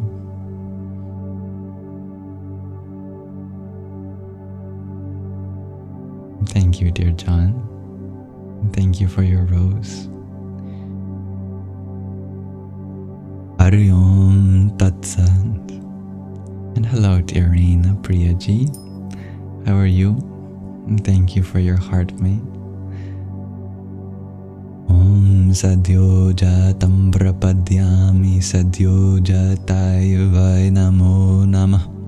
Bhave Bhave Nati Bhave Bhavasvamam Bhavod Bhavaya Namah. You're a mellow mushroom, but without the mushrooms. So you're mellow. Glad to hear that. Dear Claudia, you're wondering, am I psychiatry? Am I psychiatry? The field of psychiatrics? No. Am I a psychiatrist? No. Am I psychic? No. I'm not sure how to interpret it, but in those ways the answer is no. Hello, dear Kalkiji. Om Namah Shivaya. Good evening, dear Neon Jello Pack. Bonsoir, dear Karen. I'm doing well, dear Kalkiji. How are you? Dear Jay, you ask, is AI Earth? Absolutely. Yeah, all of AI circuitry comes from Earth too. All of the materials, all of the experiences that feed into it ultimately come from Earth. I prefer the term CI, computational intelligence, because I think the word artificial can lead us into believing that it's something really foreign and different from us. But if it arises according to nature, remember, we are a part of nature. Whatever comes from nature is just another part of nature. Is any intelligence ever not natural? Some is just more of a computational intelligence, other is more organic. So we see computational intelligence and we see organic intelligence, but both are natural, aren't they? When a bee creates a beehive, we say the beehive is natural. But when humans create their beehive, suddenly we don't feel like they're natural. Why? Everything we do is an extension of our nature. Is it not so? It's just that we seem to be separating ourselves from our nature, and we have a duty to attend to all of nature, not just a part of nature that we are.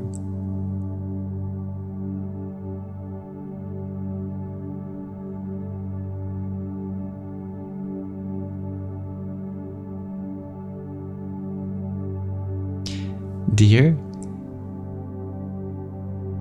Yayin Muth, that's how I pronounce your name. You can tell me the better way. You share that in environmental ethics, there's a big discretion between artifacts versus non-artifacts. Interesting. Bees don't modify the DNA. Well, what does that mean exactly, dear Yayin? Because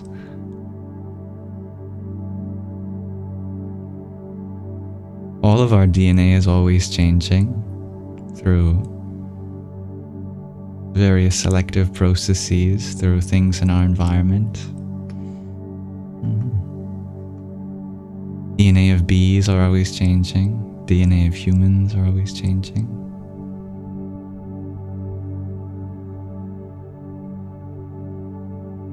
And thank you, dear Wesley, for your heart meat and money gun. Om Krinkalikaye Namaha. And dear P-Flomatics, thank you for your tiny. Yippee! It's important to acknowledge the changes that humans are doing to the environment, but that's not to say that we are somehow different from our environment. We are all Mother Earth in different ways, just as the bee is an expression of Mother Earth and the beehive, so the human is an expression of Mother Earth and all of our creations too. What is different between the bee and the human is that we have a duty, a responsibility to be caretakers of the whole world. And we have an especially empowered intellect to be able to create change on a worldwide level. Therefore, it's so important that we all become more selfless rather than self-serving when it comes to our senses. That our duty is not to serve the limited being here, but the self within all of nature that we're a part of.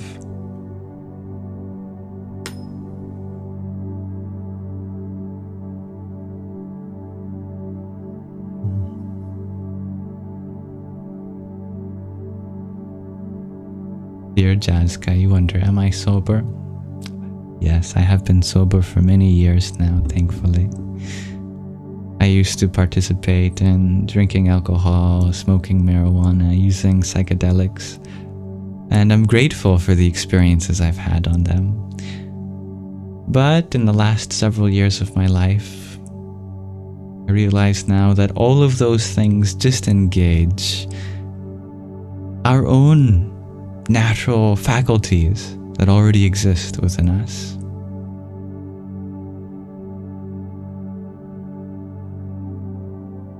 Everything that can be achieved through external substances can be achieved just by being a proper manager of the greatest faculty, the greatest factory of chemical machinery on this planet.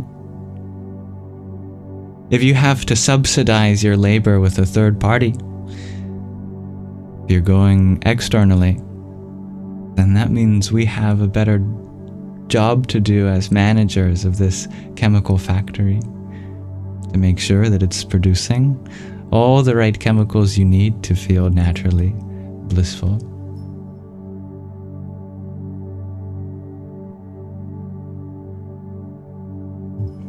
Thank you, dear Tan Hao Yu, for your heart, mate. Radhe, Radhe.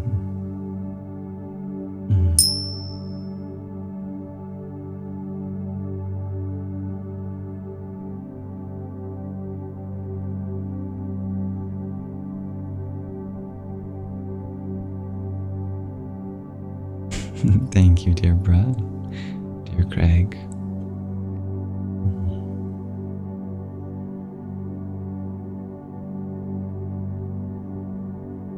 Dear Wesley, you would ask, how would I help a beginning dreamer in finding his way? A beginning dreamer.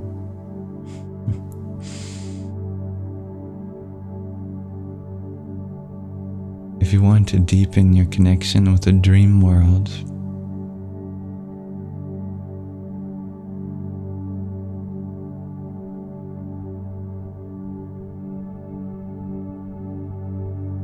we must understand what the dream world is. The dream world is like the soil from which everything sprouts out of. It is our subconscious from which all of our conscious thoughts blossom.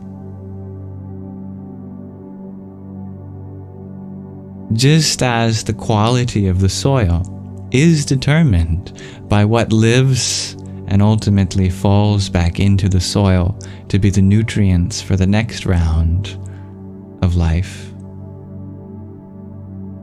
and how our subconscious is the source of our conscious thoughts. Our conscious thoughts are also what fertilizes our subconscious.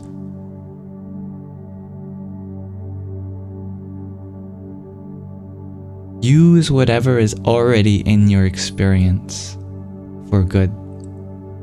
Let that foundation of your life thus far serve as a place for you to grow. Turn that mind into a place of blossoming, of love, of peace, of happiness, of curiosity, of wonder, of inspiration. And all of those thoughts will then seed your subconscious bed. And your dreams will become more and more thought expanding, evolving, transforming.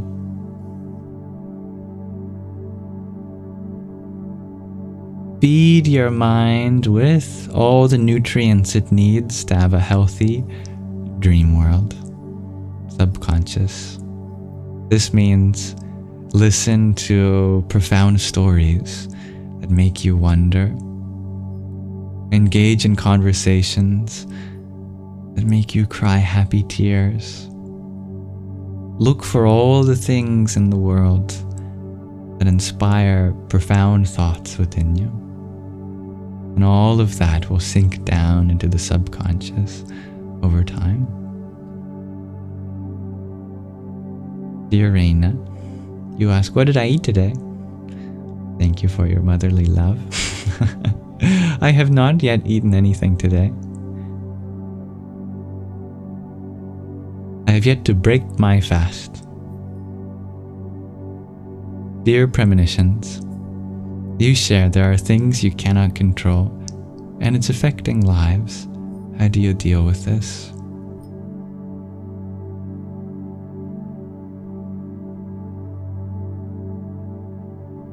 What we mean when we say your life is truly the same as all of our lives. There is no such thing as our life versus their life. There is only life that we share. But you've pointed out that we can't control all of that. We only have a limited dominion here. Take care of this body, take care of your mind, and be a role model for the inspiration of others. We can't choose other people's decisions for them, but we can make our decisions the best reflection of what's possible for them too. Focus on what you can control and let that be a guiding light for the things in life that look up to you, but are ultimately out of your control.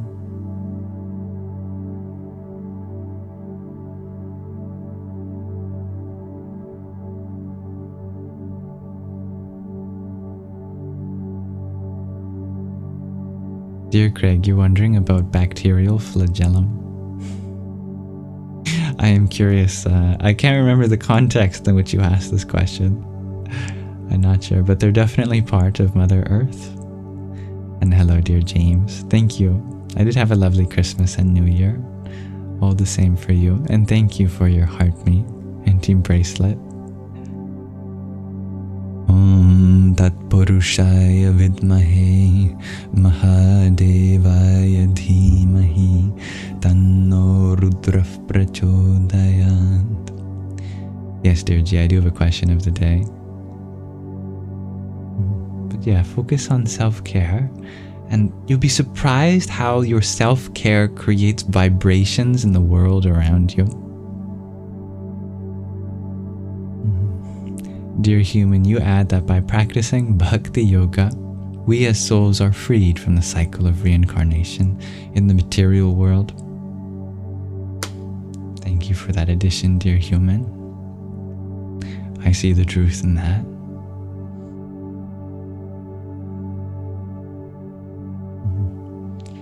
In reference to bacterial flagellum, you share, we are them and all are us, but I am you. Admit it. Oh, it's no secret. Indeed.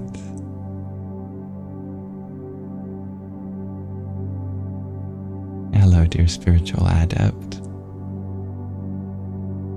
Dear Georgia, you share I should do a podcast for a living.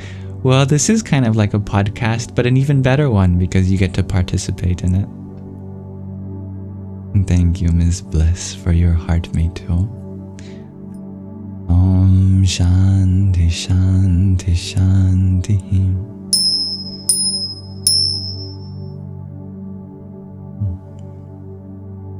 Oli, dear Claudia. Dear Craig, you wonder if I ever had a mullet? Not in this lifetime. Not yet, at least. Dear spiritual adept, you ask, what do I make of astral travel? We do it every night.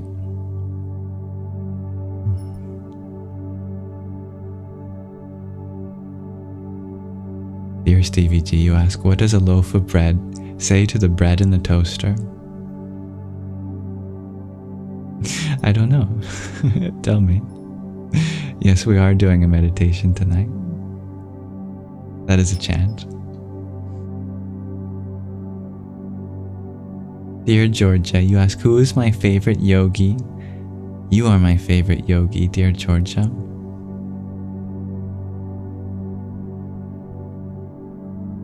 Dear Sarah, you ask, why can't you sleep some nights? Because sometimes the mind has difficulty, or rather we have difficulty in taking our awareness from our mind, because the mind gets our attention and the mind says, wait, no, you have to think about this. This is important. You need to think about that. Remember that thing in middle school that you did how many decades ago? Yeah, think about that. Yeah, think about that. Oh, think about all the things that you forgot to do today. You remember them? Remember how the whole day you went without remembering that you have to do the laundry, and now you're perfectly in bed and now you've forgotten? Yeah, think about that.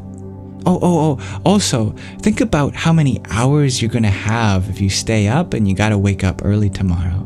Think about that. If it's midnight now and you gotta get up at 5, oh man, even if you gotta sleep now, that'd be just 5 hours of sleep. Do you ever think about that? The mind won't stop yapping. That's what keeps us up at night. So we need some practice for us too.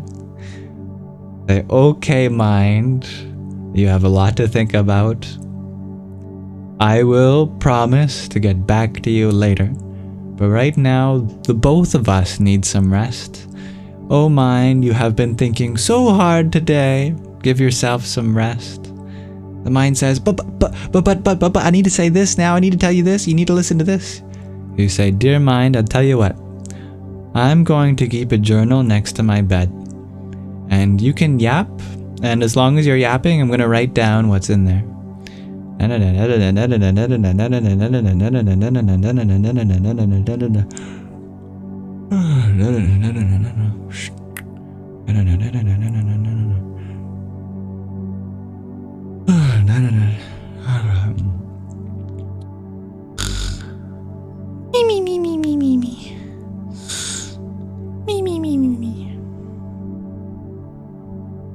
If you have some way of externalizing those thoughts before you go to bed, like a journal, that can be really helpful. The mind just wants to be acknowledged. Acknowledge it in some way, and it'll surrender. Hello, dear Denise. Much love to you. Thank you. You don't have to write in that journal anything relevant about anything. Because that's why we don't write these things down anyway. Because it's just nonsense at nighttime sometimes. But write the nonsense down. Just get it out. So you feel like it can be on the page and not in your mind.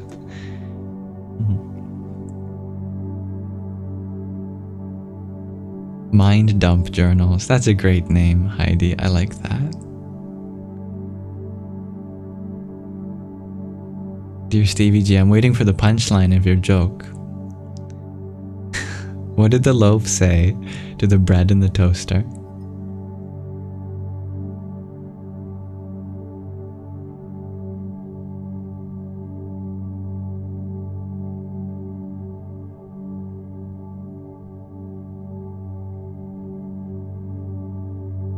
Your toast.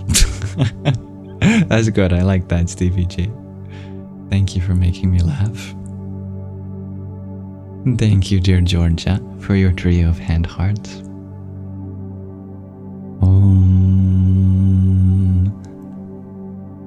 Ishana Sarva Vidyanam Ishvar Sarva Bhutanam Brahma Dipati Brahmano Dhipatir Brahma Shivo Meyastu Sada Shiva Om. Hello, dear Lean. Welcome. You are already a part of the live stream. Happy to have you here. Much love to you. I'm not accepting guests at the moment. But I'm grateful to hear of your excitement in participating in this live stream. You have to go to bed now, dear Neon Jello Pack. Oh, may you have a wonderful sleep whenever you get there. Hello, dear Rebecca. Dear Celine, you ask, do I believe in God? Well, it depends. What does God mean to you? And what does belief mean to you? I want to make sure that we speak the same language.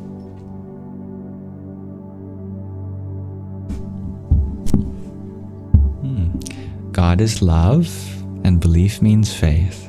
So, do I have faith in love? Absolutely, dear Celine.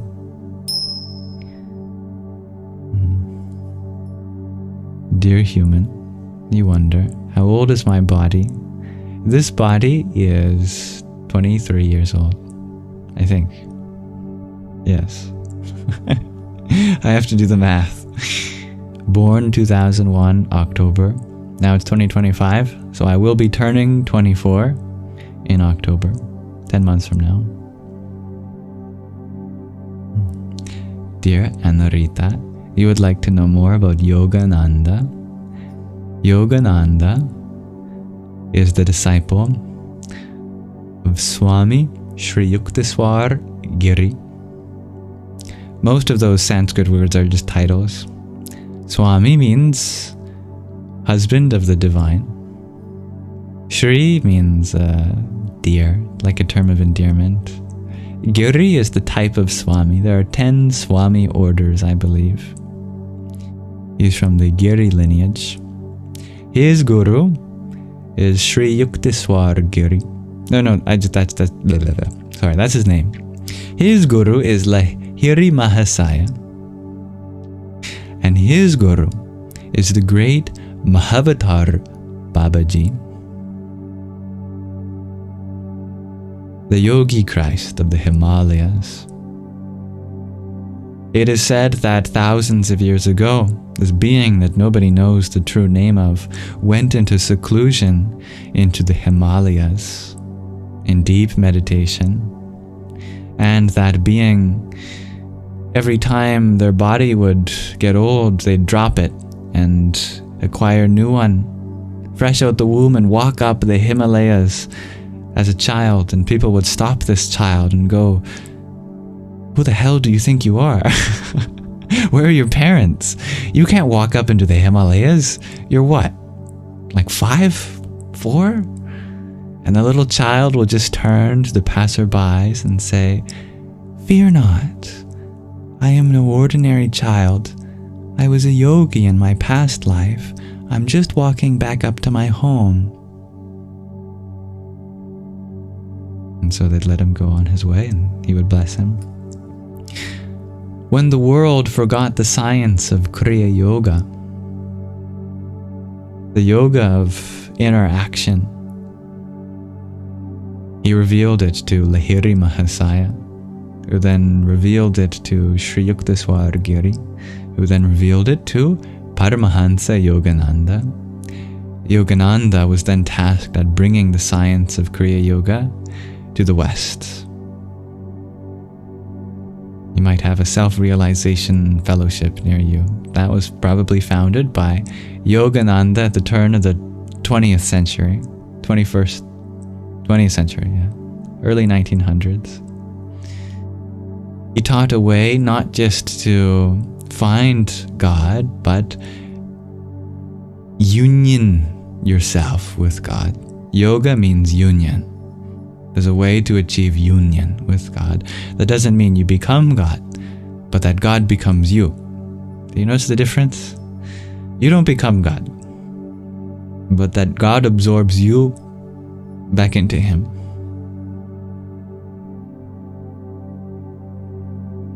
That is the art and science of Kriya Yoga.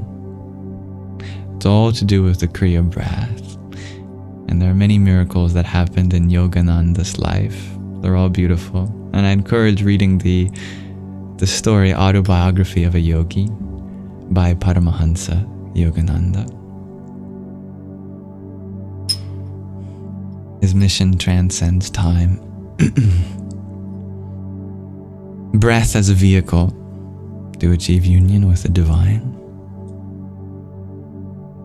Thank you, dear Anna, for your ice cream cone. Om Dum Durgaya Namah. Dear Tattvam Asi, thank you for your quintet of roses.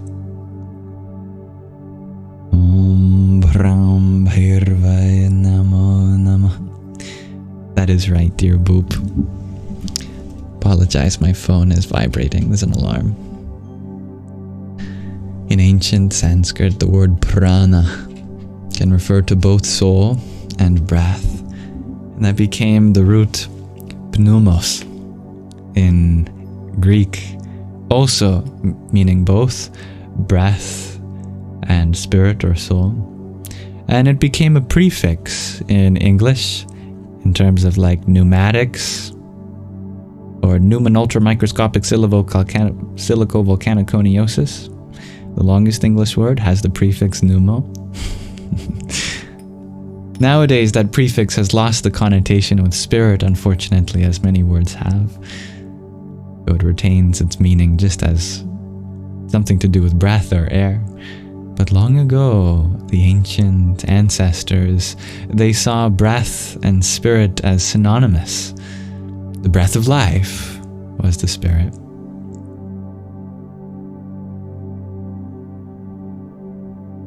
Dear Celine, you ask, do I believe that God is the higher power?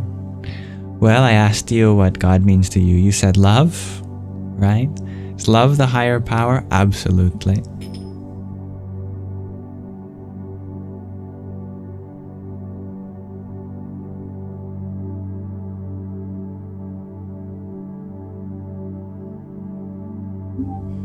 And Narita, you ask, why do I think we forgot this science? So we could experience the joy of learning it again.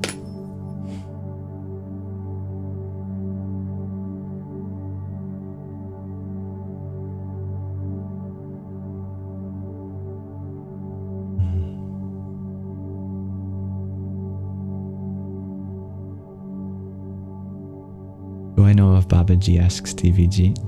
Well, Babaji is I should be clear, Babaji is not actually a name, but it's a title. There have been many great beings named Babaji. Baba is a name in India for a yogi, for a renunciant, for someone who walks the spiritual path, especially ones that are wandering nomads. You know, someone might show up to your house asking for a place to stay, and they have their hair in matted locks and they're covered in dirt, but they wear the sacred thread. This must be a Baba. They have some mark on their forehead. Babaji, come in, yes. That one Babaji, that's the guru of Lahiri Mahasaya. No one really knows his name. He goes by many names. Babaji is just one of the titles that stuck. So I don't know which Babaji you're referring to. If they're on YouTube, it's probably not the Babaji that I'm speaking of.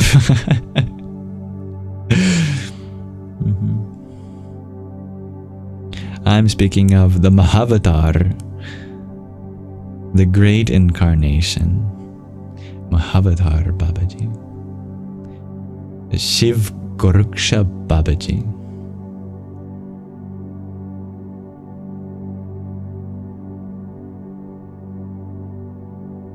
There's Papaji with a P, Papaji, and that is the Muji's guru, Tatvamasi indeed, who studied under Ramana Maharshi.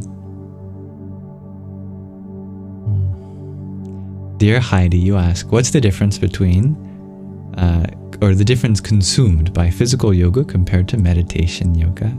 They operate on different parts of our being. There's a yoga for every part of our being. If you're interested to know the origin of yoga, it's a school of philosophy. In India, there's 6 classical schools of Indian philosophy. One of them is called yoga, the philosophical school of the yogis. The yogis were so comprehensive in their philosophy that they found a way of bringing their philosophy into every part of their life. To how they conduct their body, how they conduct their speech, how they conduct their mind, how they conduct their diet, how they conduct their society. Yogic philosophy is so comprehensive that each aspect of life has a component to it in the philosophy. That is why there's also a physical component of yoga. And it's a minor component, but in the West, it's the biggest one. When yoga came over from the East to West, we adopted all the physical practices and almost none of any of the other practices. We're very body-centric in the West. You got a new philosophy? Wonderful. What does it say about the body? All right, we'll take that. Anything beyond that? No, you keep that part. No, we don't need that. Just the body yoga, that's fine. We love the body here. Body's good enough for me. But yeah, that's called asana yoga in the Ashtanga yogic division. The postures of the body. That works on your physical, your body, of course. But dhyana yoga, the yoga of meditation, that works on a higher part of your being. That works on your antahkaranas, your inner faculties.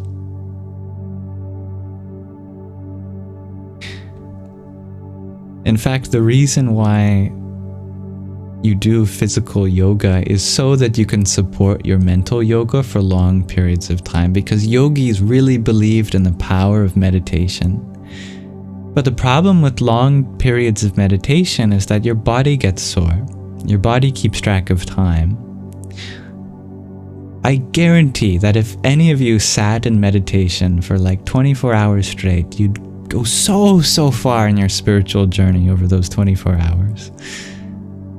If you had the ability to meditate for 24 hours, you'd transform so much karma, you'd unlock the healing of so much trauma, you'd come to so much revelation. Just imagine what can be done with 24 hours of meditation. And it's not a long time. If you think about our whole life, you just dedicated 24 hours to that. The rest of your life could benefit immensely. Yeah. But what's going to stop you from meditating that long? Heck, even 20 minutes, your back starts to get sore, or you fall asleep, or you feel like you're hungry, is our body. So the yogis invented all these asanas to allow us to meditate for longer periods of time. In fact, the literal translation of asana in asana yoga is seat. Originally, they were invented as postures for you to be able to meditate for a long time in. But eventually, they became more like exercises than meditation positions.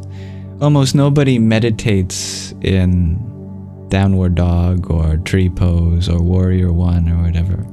But originally the idea was that these would be poses for you to be able to meditate for a long time in. So they support your dhyana yoga. Still, they support dhyana yoga, just in a different way. Now, instead of providing you with a posture to meditate, they provide you with the flexibility so that when you do meditate, that your body is less sore. Dear user 374, hey, you meditate too, 8 hours a day. Well, you know, the Dalai Lama said sleep is the best meditation. Dear Boop, you share, during this 24 hours of meditation, do you try to observe your thoughts, then try not to have them? It's a good question, dear Boop. Observing your thoughts? Absolutely. Entering that state called Sakshi Bhava is so important. The state, the Bhava of being a witness, Sakshi, just being an observer, it's called Sakshi Bhava. But thoughts, we're going to have them. The mind, its duty is to think. So, no, don't try to not have thoughts. You'll drive yourself crazy if you try to silence the mind.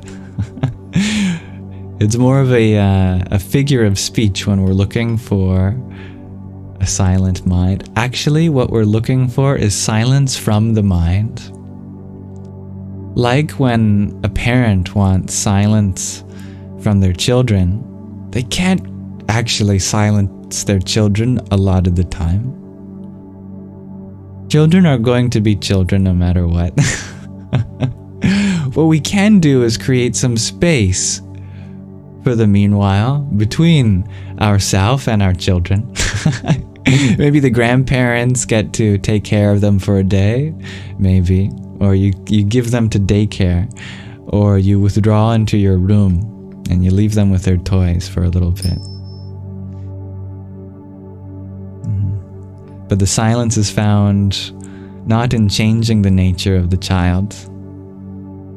In the same way you can't change the nature of your mind, silence is found in creating space, creating some distance between you and the mind. Just go away from your mind, basically. Leave the mind for a while. Go somewhere else. Go grab some milk from the inner department store.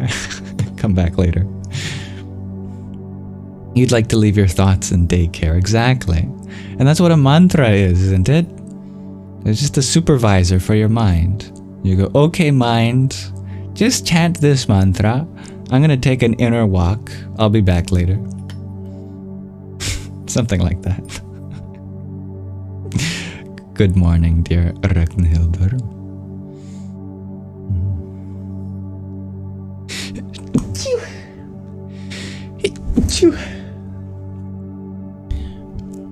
Pardon me.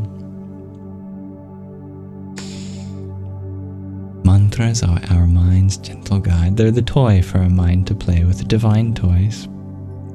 Thank you for your blessings and health. Dear Mo and Anna and Stevie G. Dear Aquastellium, you ask, do I have any mantras you can say? Of course. Yeah, I've got lots of them. We'll be doing one at the end of this live stream. Actually, really shortly. I would transition to it now, but before we do, I did want to ask the question of the day before I forget. Then we will be ending with a meditation on a mantra together, if you're interested.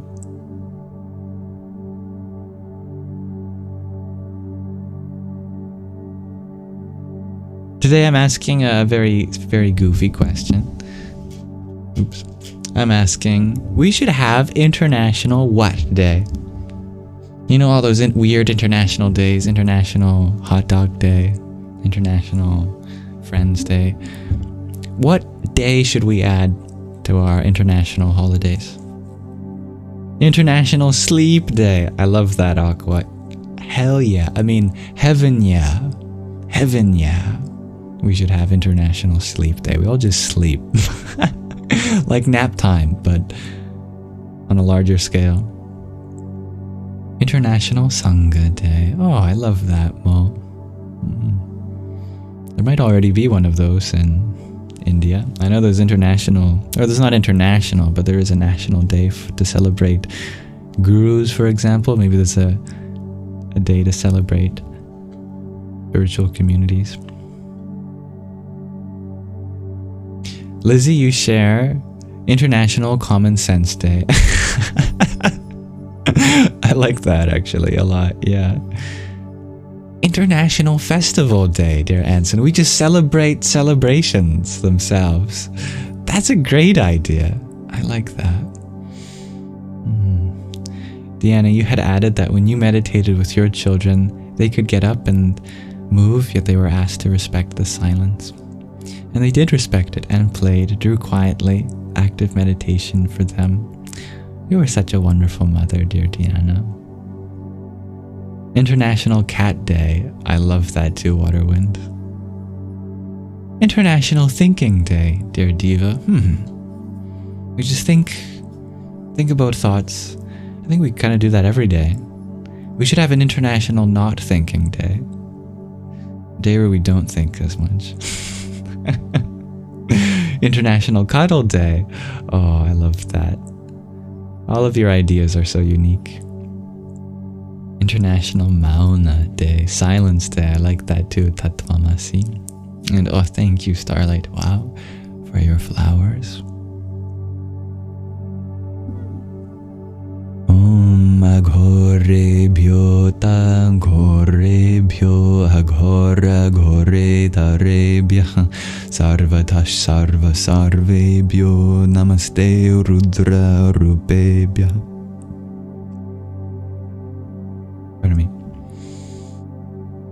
You like Cuddle Day, Mo? Yeah. International Kindness Toward Each Other Day. I love that Purusha's mouth. International Yamji Day. Me? No, that would get to my ego for sure. You have to humble me. How about International Humble Yam Day? That's the day where you all have to humble me. That'd be better. A day where I accept all criticism without judgment. International Hug Day, shares Diane. I like that. Yeah. And for those who are like cactuses in our life, we can hug them from a distance. International Robbie Day, shares Robbie. I would certainly celebrate that. Yeah, I celebrate you. International Laundry Day. Oh, I normally don't like favorites, but I think that might be my favorite so far, Rena, because, yeah, I think we all need a day just dedicated to laundry sometimes. That'd be perfect. Yeah. You like Not Thinking Day, Aqua. A day where we just wake up and go,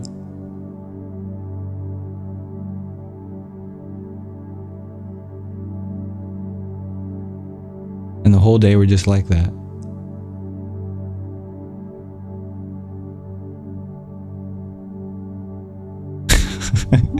No thoughts that day. International Union Day. I like that, Stevie G, and that has many implications. You like International Hug Day, Ragnhildur. Heidi, you share International Therapy Day. Oh, that's very wholesome. International Unconditional Love Day. You know, that sounds a bit conditional. But the condition is on this day.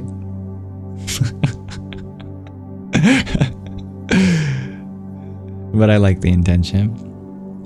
International I Don't Know Day. Yeah, just have a day of not knowing. Celebrate the things we don't know. International Marine Day.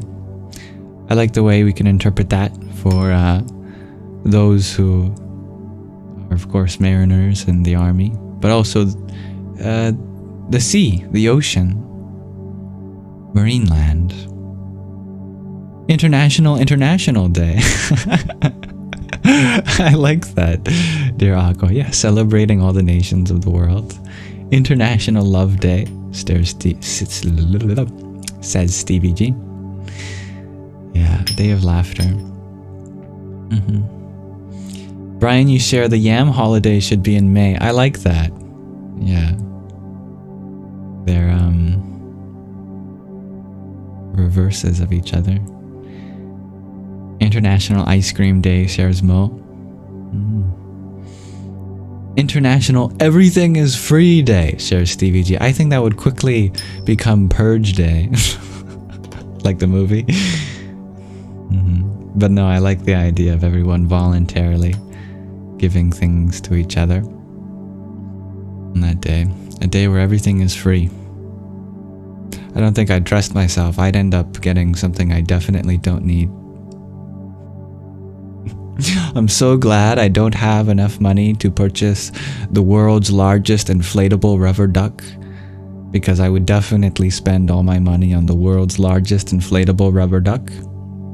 Have you seen them? They're just so cute. Yeah. International Cartoon Day, shares Samra. Everyone gets to be a kid with snacks. Heaven, yeah. Yeah, we all just watch some cartoons. That's great. I often think that, the world leaders really need to be children. Think about how serious their job is, about domestic and foreign threats and espionage and warfare and economics and policy. There should be a day for all of the world leaders to just go watch like SpongeBob or something, to come back feeling better. Like, yeah, I was a little too serious. We just got all the world leaders to go watch, a nice anime. If they all went on the plate in the playground for a little bit, that'd be lovely. I think the world would be a much better place. International Help a Stranger Day, shares Tatvamasi. I like that. International Capybara Day. Dear Anna. Coconut dog. International Non-Animal Harm Day. I love that, Mo. International Self-Reflection Day. Shares Michelle. The day you can achieve meditation, dear Georgia. International Non-Thinking Day. You liked my non-thought today, dear Mo. Yeah. It's like that meme where someone's stitching a video that says, forget everything you know about whatever it was, koalas or something. They were going to teach you something new. But the guy stitched it right after, forget everything you know. And so the video is just him going,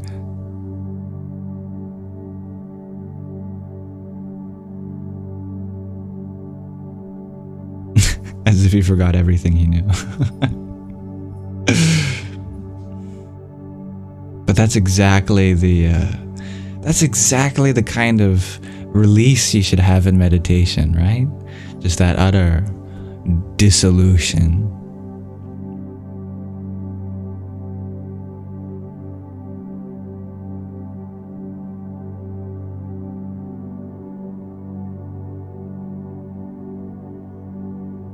International Make All World Leaders Spiritual Day. I love that.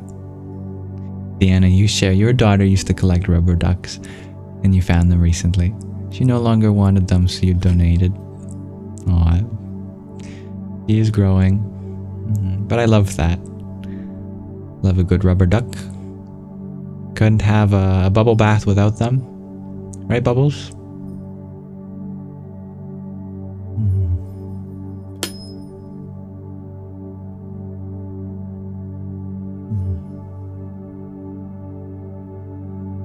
Yep.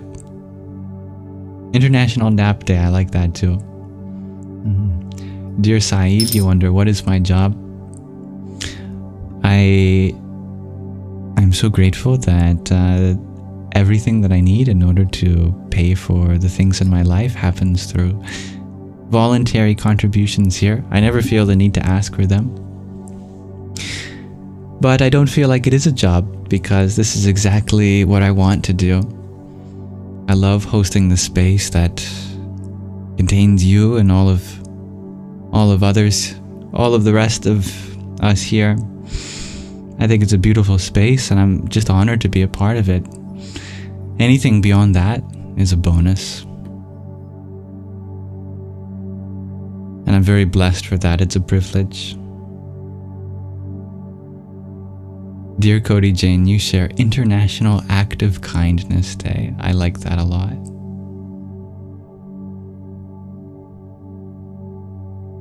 But yeah, it's my full-time free time. Full-time free time. From the moment I wake up to the moment I go to sleep, I'm, trying to work on some aspect of creating a space for us all to grow and evolve in. Whether that's being live for hours every day or uploading the videos or responding to messages. And all of that is free for you. And it will always be free. A wise man once said, the moment you sell a teaching, that it stops becoming knowledge. And so I hope that any knowledge shared here remains free forever. As such, I will never charge for anything. And all parts of what I do will be free. If I ever publish a book, it'll be free. If I ever, make music, it'll be free. Everything will be free. Thank you, dear Jay, for your cheering crab. Om Kang Jahnavyay Namah.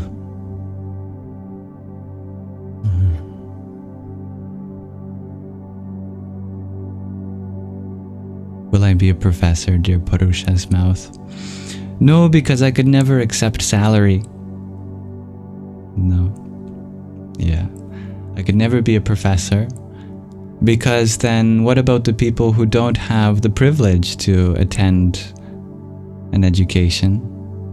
What about the people who, out of their control, are born into places where they're not able to access that? So that's the magic and the miracle of the internet, is we connect the world in this way. I'll always put everything online forever, for everyone.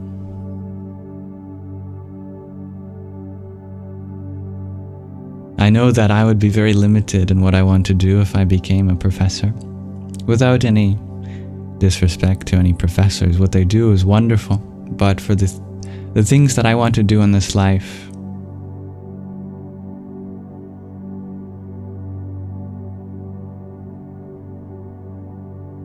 I know that there are many more ways to learn than sitting in a classroom, watching someone draw something on a whiteboard, telling them to open their textbook and do homework.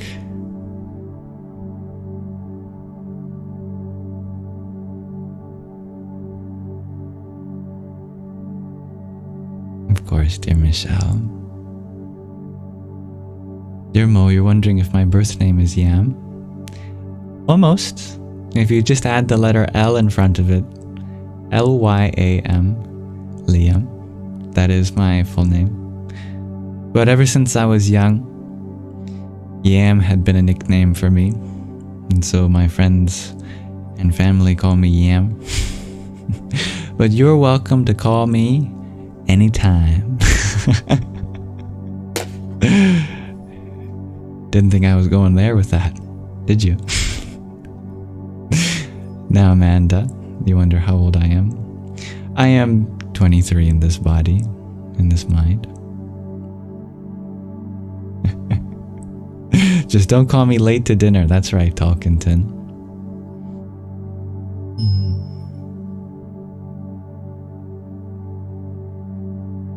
Yeah, I am an open book.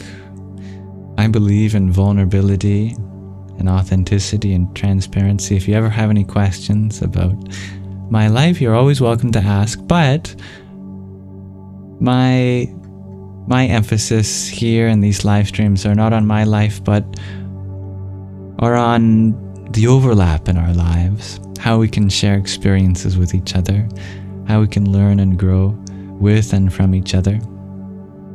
So my attention is all on you.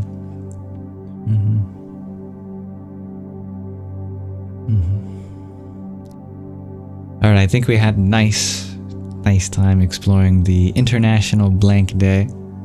Thank you, everyone. That was one of my favorite questions of the day so far. So thank you for that. But no, seriously, if anyone ever wants to reach out beyond, my inboxes are always open. If you're struggling, you need someone to talk to, I'll have space for you. You can just vent without expecting anything in return.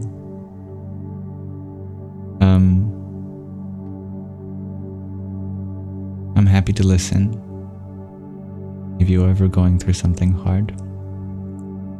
But yes, mantra time. I do spend much of my day responding to messages, and I love it. It's one of my favorite parts of my day. So, our mantra for tonight, let's transition from manana to nididhyasana.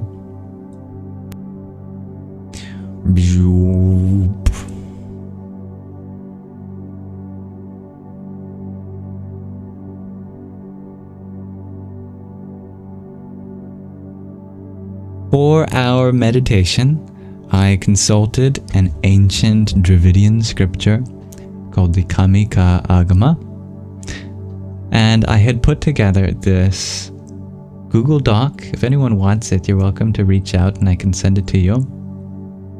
This Google Doc contains the essence of, I think it's the second or third chapter of the Kamika Agama that describes mantra creation. And so I've consulted this ancient scripture to create a mantra for us tonight. Every sound in the Sanskrit soundscape has a color, a presiding form of the divine, and an effect. You can see all of them here. Today I have chosen this row here. The sound E, the long E. It's said that the sound is naturally yellow, and it represents the Maya Shakti, the power of material existence, the form of the divine feminine as the whole universe herself. As such, it has the power called Strinam Vashikarana, which means it has the power to enchant the feminine. But don't worry if you think that means some kind of technique to capture the feminine or draw her in or some kind of unconsensual way. I'll tell you what that means. It's very beautiful. It has to do with inviting in healthy feminine relationships in our life, which I think we all could use. I'll tell you about the concept of Maya Shakti as I put this on screen. The mantra we'll be doing is Om Im Namo Maya Shaktaye, which means Om followed by her bija, her seed, syllable, salutations to the power to create the universe as the divine feminine. I've added the Devanagari as well as the international alphabet of Sanskrit transliteration and some pointers like the O, the E, the A, the A, they're all long. The S with the accent is just an SH sound, and then the M with a dot under it is a nasalization. Repeat after me. Aum Im Namo Maya Shaktaye. Maybe word by word. Om Im Namo Maya Shaktaye. And I'll tell you about it while you practice. If you're watching this recording, you can jump right into the repetition. Here's to empower this chanting session for you. The concept of Maya Shakti is deeply rooted in Hindu philosophy and Shaktiism, where Maya represents the divine power of illusion, creation, and transformation. Maya Shakti is often viewed as the creative energy of the Supreme, responsible for manifesting the phenomenal world and veiling the ultimate reality, Brahman. In this context, she is not only the veil of illusion, but also the force that enables liberation through discernment and devotion. It has 4 main features of significance. The first is cosmic energy. Maya Shakti is the dynamic aspect of the divine, often identified with the goddess Mahamaya, also Durga, who orchestrates the universe through her will. As a dual role, she both binds and liberates. By creating the illusion of duality, she enables worldly experiences. At the same time, by her grace, she facilitates spiritual awakening. Empowerment. Chanting her mantra aligns the aspirant with her energy, fostering creativity, insight, and transcendence of worldly attachments. And the fourth is balance. Invoking Maya Shakti can harmonize inner conflicts and enable the practitioner to see beyond illusion, leading to inner peace and self-mastery.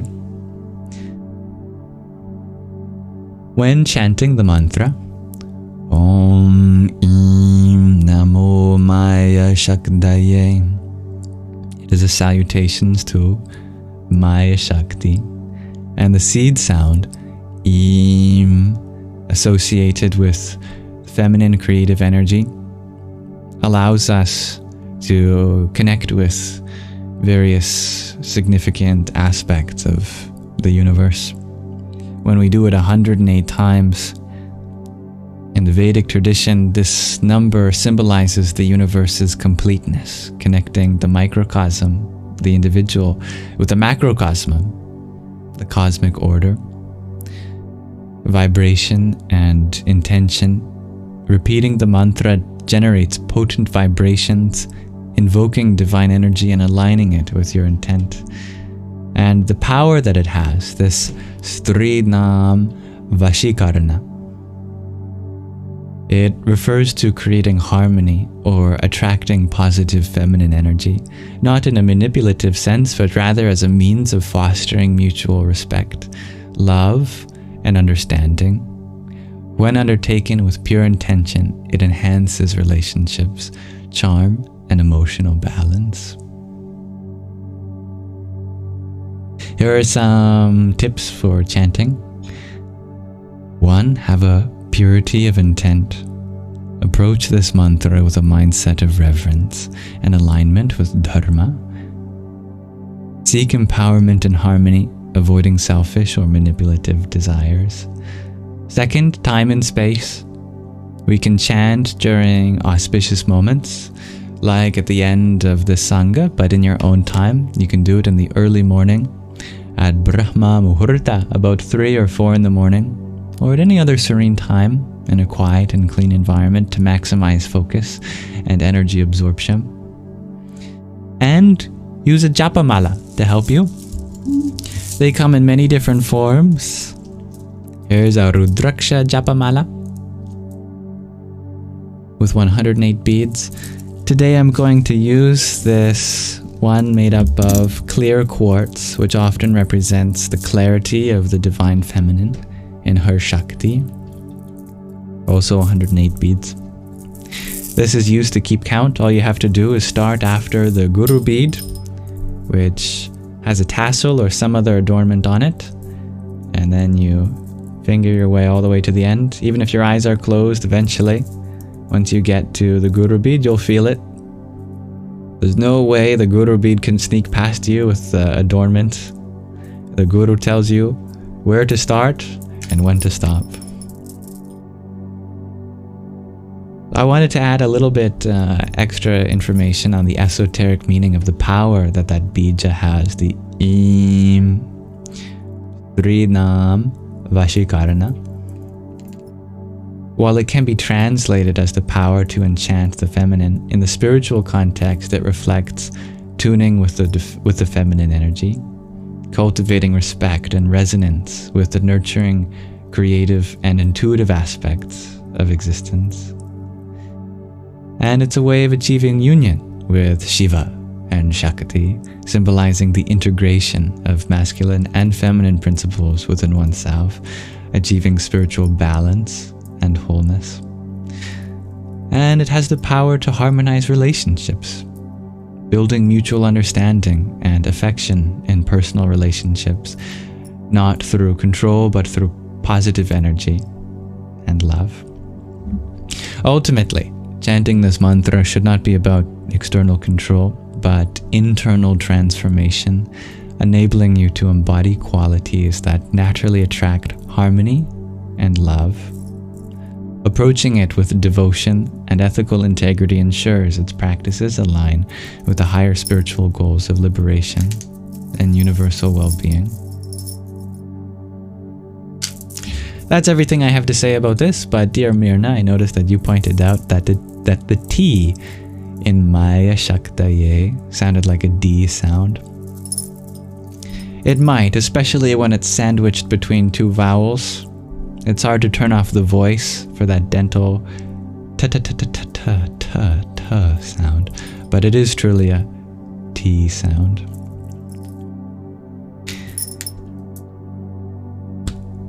Without further ado, we'll chant together 108 times, and I'll keep track for all of us on this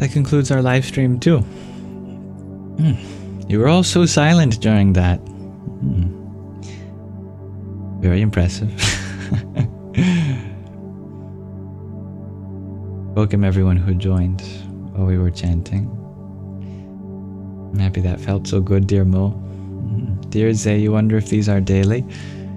I try to be, yeah, unless there are some other things I have to prioritize in life. Like taking care of my health or being with my family. But other than that, I am live every day.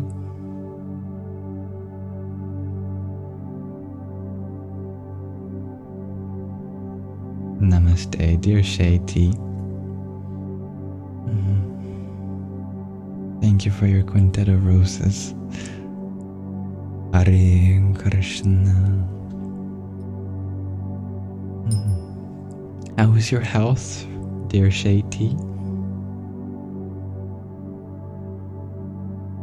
If there's anything that you, of course, want to keep private, please do.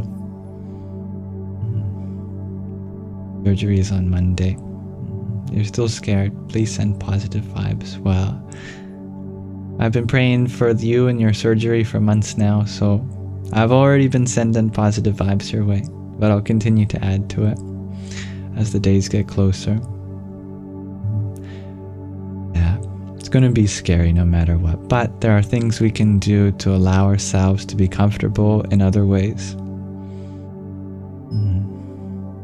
Continue to remind yourself that it'll be okay, and that this process is one that will leave you feeling even better, and you'll feel so relieved when it's done.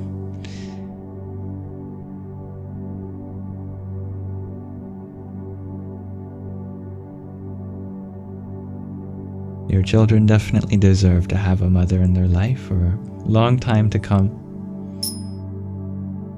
And I believe that's still a possibility for you.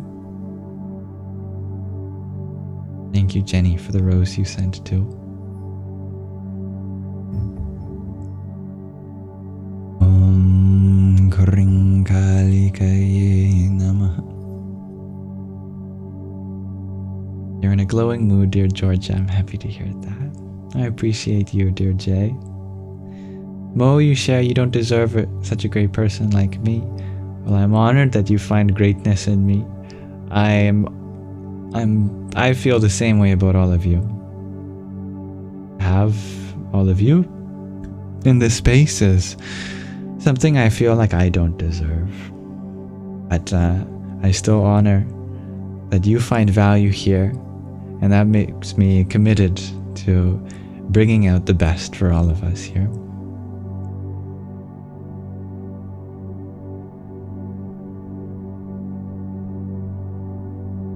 And dear Georgia, thank you for your hand hearts. Om Namah Kring Ambita Me Sharing Nadita Me Haring Devita Me Aing Sarasvatyai Swaha. Thank you, dear Shay, for another quintet of roses. Om Kali Mahakali Kali Ke Parameshwari Sarvananda Kari Devi Narayani Namostute. Dear Mike, you ask, what do I think was the biggest factor leading to the shift in my content's focus? I think a big factor has to do with, just the fact that I was very young when I started. I'm still young, but mind you, I started making videos, when I was still a teenager. 19. So, I've grown a lot since then. Now that I'm 23, which isn't that much older, but still, in those 4 years, a lot has changed in my personal life, and I've grown as a person in many ways, and how I express myself has grown too. Everything I do online is always an expression of me. The idea was never to pick some topic and then, that's what this this account is going to be about. No, this account is me. And I love math and physics. And I've just fallen in love with other things as I've gotten older. And so this account naturally reflects me and how I've changed in those ways.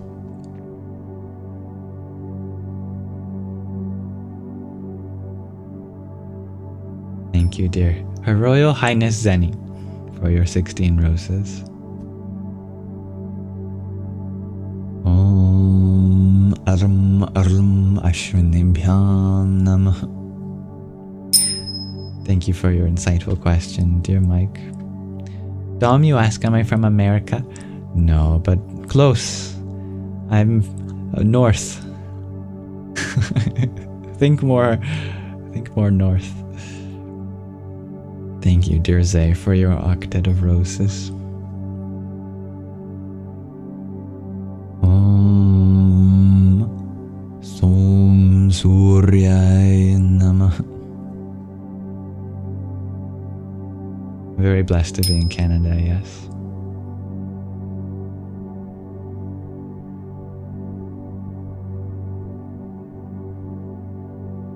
Dear Mo, you shared the very first mantra you heard me say in a viral video, the Kali mantra. That is true. You have a great memory, dear Mo.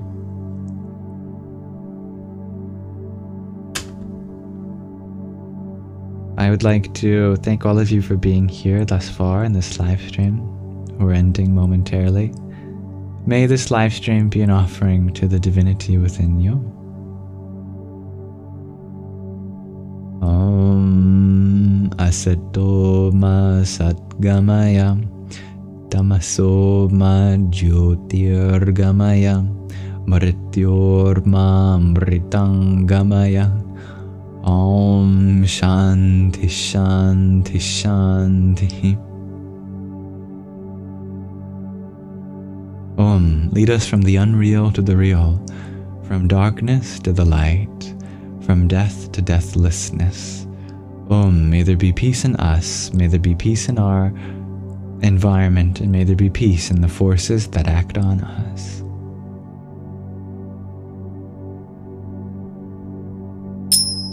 I will put the recording of this live, as always, on my Yamsox Lives YouTube channel. And the meditations will be clipped, and the readings, and the show and tell will all be on that platform, that channel too. All linked in the link tree in the bio. And if there is any part of this community that you enjoy, do know that there is a dedicated space to, converse with each other and share your experiences beyond the live streams, and that's the Discord server, also linked in the link tree in my bio, called Hridaya Kasha. And you can click on the Discord icon at the top of the link tree in the bio. You're very, very welcome, dear Mirna. Thank you for enjoying the powerful and precise mantra. Always love mantra yoga. Any peace we share here, let us share widely.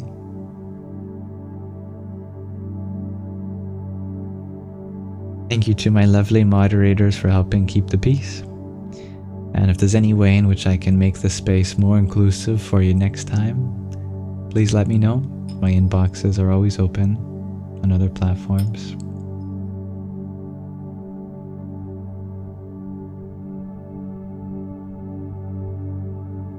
So hello and goodbye, everyone. Thank you, dear Mike. Until next time, may you all have a wonderful rest of your afternoon, your evening, your morning, your night, whatever it is for you. Thank you, dear Reina Priyaji, for your rosa. Om Shanti Shanti Shanti. Namaste. Have a wonderful rest of your present moment.